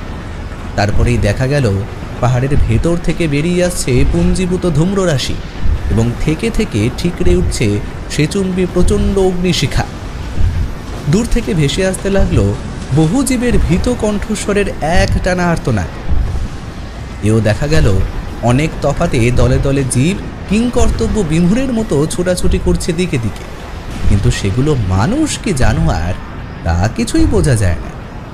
দুই হাত দিয়ে চেপে বুকের কাঁপুনি থামাবার চেষ্টা করে সুন্দরবাবু মনে মনেই বললেন, আবার কি কাণ্ড বাবা, পৃথিবীর প্রলয়কাল এলো নাকি? ঝোপের বাইরে অনেকগুলো দ্রুত পায়ের শব্দ শুনে সুন্দরবাবুর মুখ ভয়ে সাদা হয়ে গেল। তিনি আবার বুঝি অজ্ঞান হয়ে যান। তারপরে শোনা গেল বিমল চিৎকার করে বলছে, আগ্নেয়গিরি জেগে উঠেছে, পাহাড়ের ওপর থেকে তপ্ত লাভার স্রোত নামছে, দ্বীপের সমস্ত প্রাণী বোধহয় এবার মারা যাবে। সবাই নৌকা ভাসাও, সবাই জাহাজে চলো। মানিকের গলায় শোনা গেল, জয়ন্ত, সুন্দরবাবু কোথায় গেলেন? সুন্দরবাবু, এই যে আমি। বলতে বলতে সুন্দরবাবু হাঁসফাঁস করতে করতে ঝোপের ভেতর থেকে বেরিয়ে পড়ল। মানিক তার হাত ধরে ছুটতে ছুটতে বললে, আর নয়, এই অভিশপ্ত দ্বীপে আর নয়। প্রাণে বাঁচতে চান তোর প্রাণপণে দৌড়ে চলুন।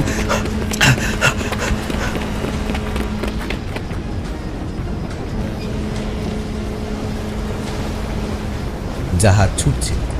তার আর দ্বীপের মাঝখানে এখন অনেকখানি ব্যবধান, কিন্তু দ্বীপের দিকে তাকালে এখন কেবল দেখা যায় বিপুল ধূম্রপুঞ্জের সঙ্গে বিরাট অগ্নিকাণ্ড। আগুনের শিখায় লালচে হয়ে উঠছে ওখানকার আকাশ পর্যন্ত। বিমল দুঃখিতভাবে বললে, বিদায় ডাক্তার মোরর দ্বীপ। মনে খালি এই আক্ষেপ রয়ে গেল, তোমার সমস্ত রহস্য জানা গেল না। সুন্দরবাবু রেগে তিনটে হয়ে বললেন, আবার আপনি রহস্যের নাম মুখে আনছেন? রহস্য?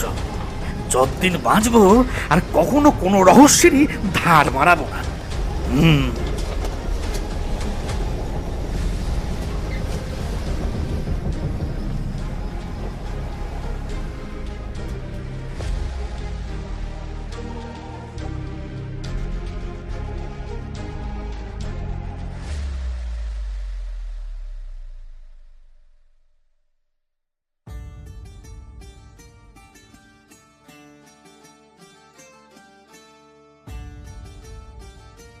শেষ হলো স্কেরি টেলসের আজকের গল্প আগ্নেয় দ্বীপ অভিযান।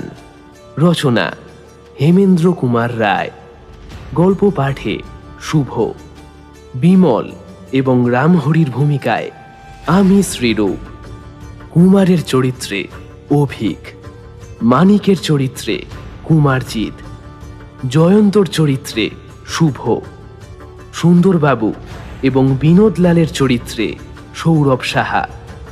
অন্যান্য কণ্ঠে কুমারজিৎ, অভিক, সৌরভ সাহা এবং আমি শ্রীরূপ।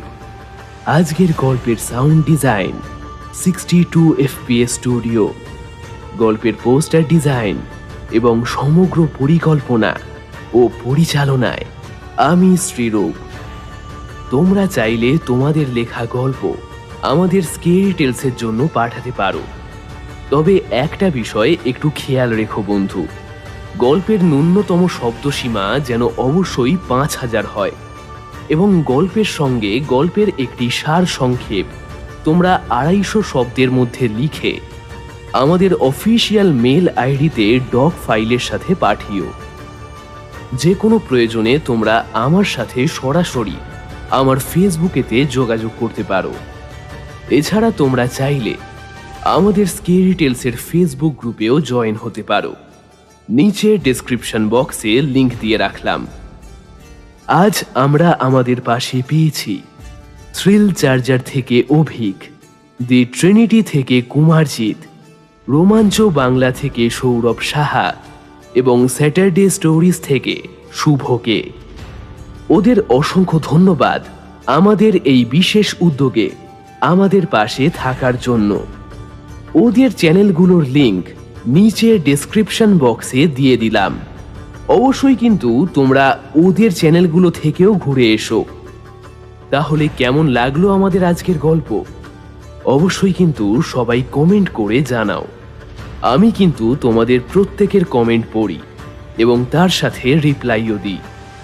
আমাদের আজকের গল্পটা তোমাদের ভালো লেগে থাকলে অবশ্যই গল্পটাকে লাইক করো, সকলের সাথে গল্পটা শেয়ার করো এবং এখনো যদি বন্ধু তুমি স্কেরি টেলসকে সাবস্ক্রাইব না করে থাকো তাহলে চটপট নিচে সাবস্ক্রাইব বাটনে ক্লিক করে স্কেরি টেলসকে সাবস্ক্রাইব করে নাও এবং সেই সঙ্গে নোটিফিকেশনের বেল বাটনটা প্রেস করে নোটিফিকেশন অন করে নাও, যাতে নতুন গল্প আসার সঙ্গে সঙ্গে সবার আগে তুমি জানতে পারো। তাহলে আজকের মতো এইটুকুই। খুব তাড়াতাড়ি আবারও তোমাদের জন্য নতুন গল্প নিয়ে ফিরছি।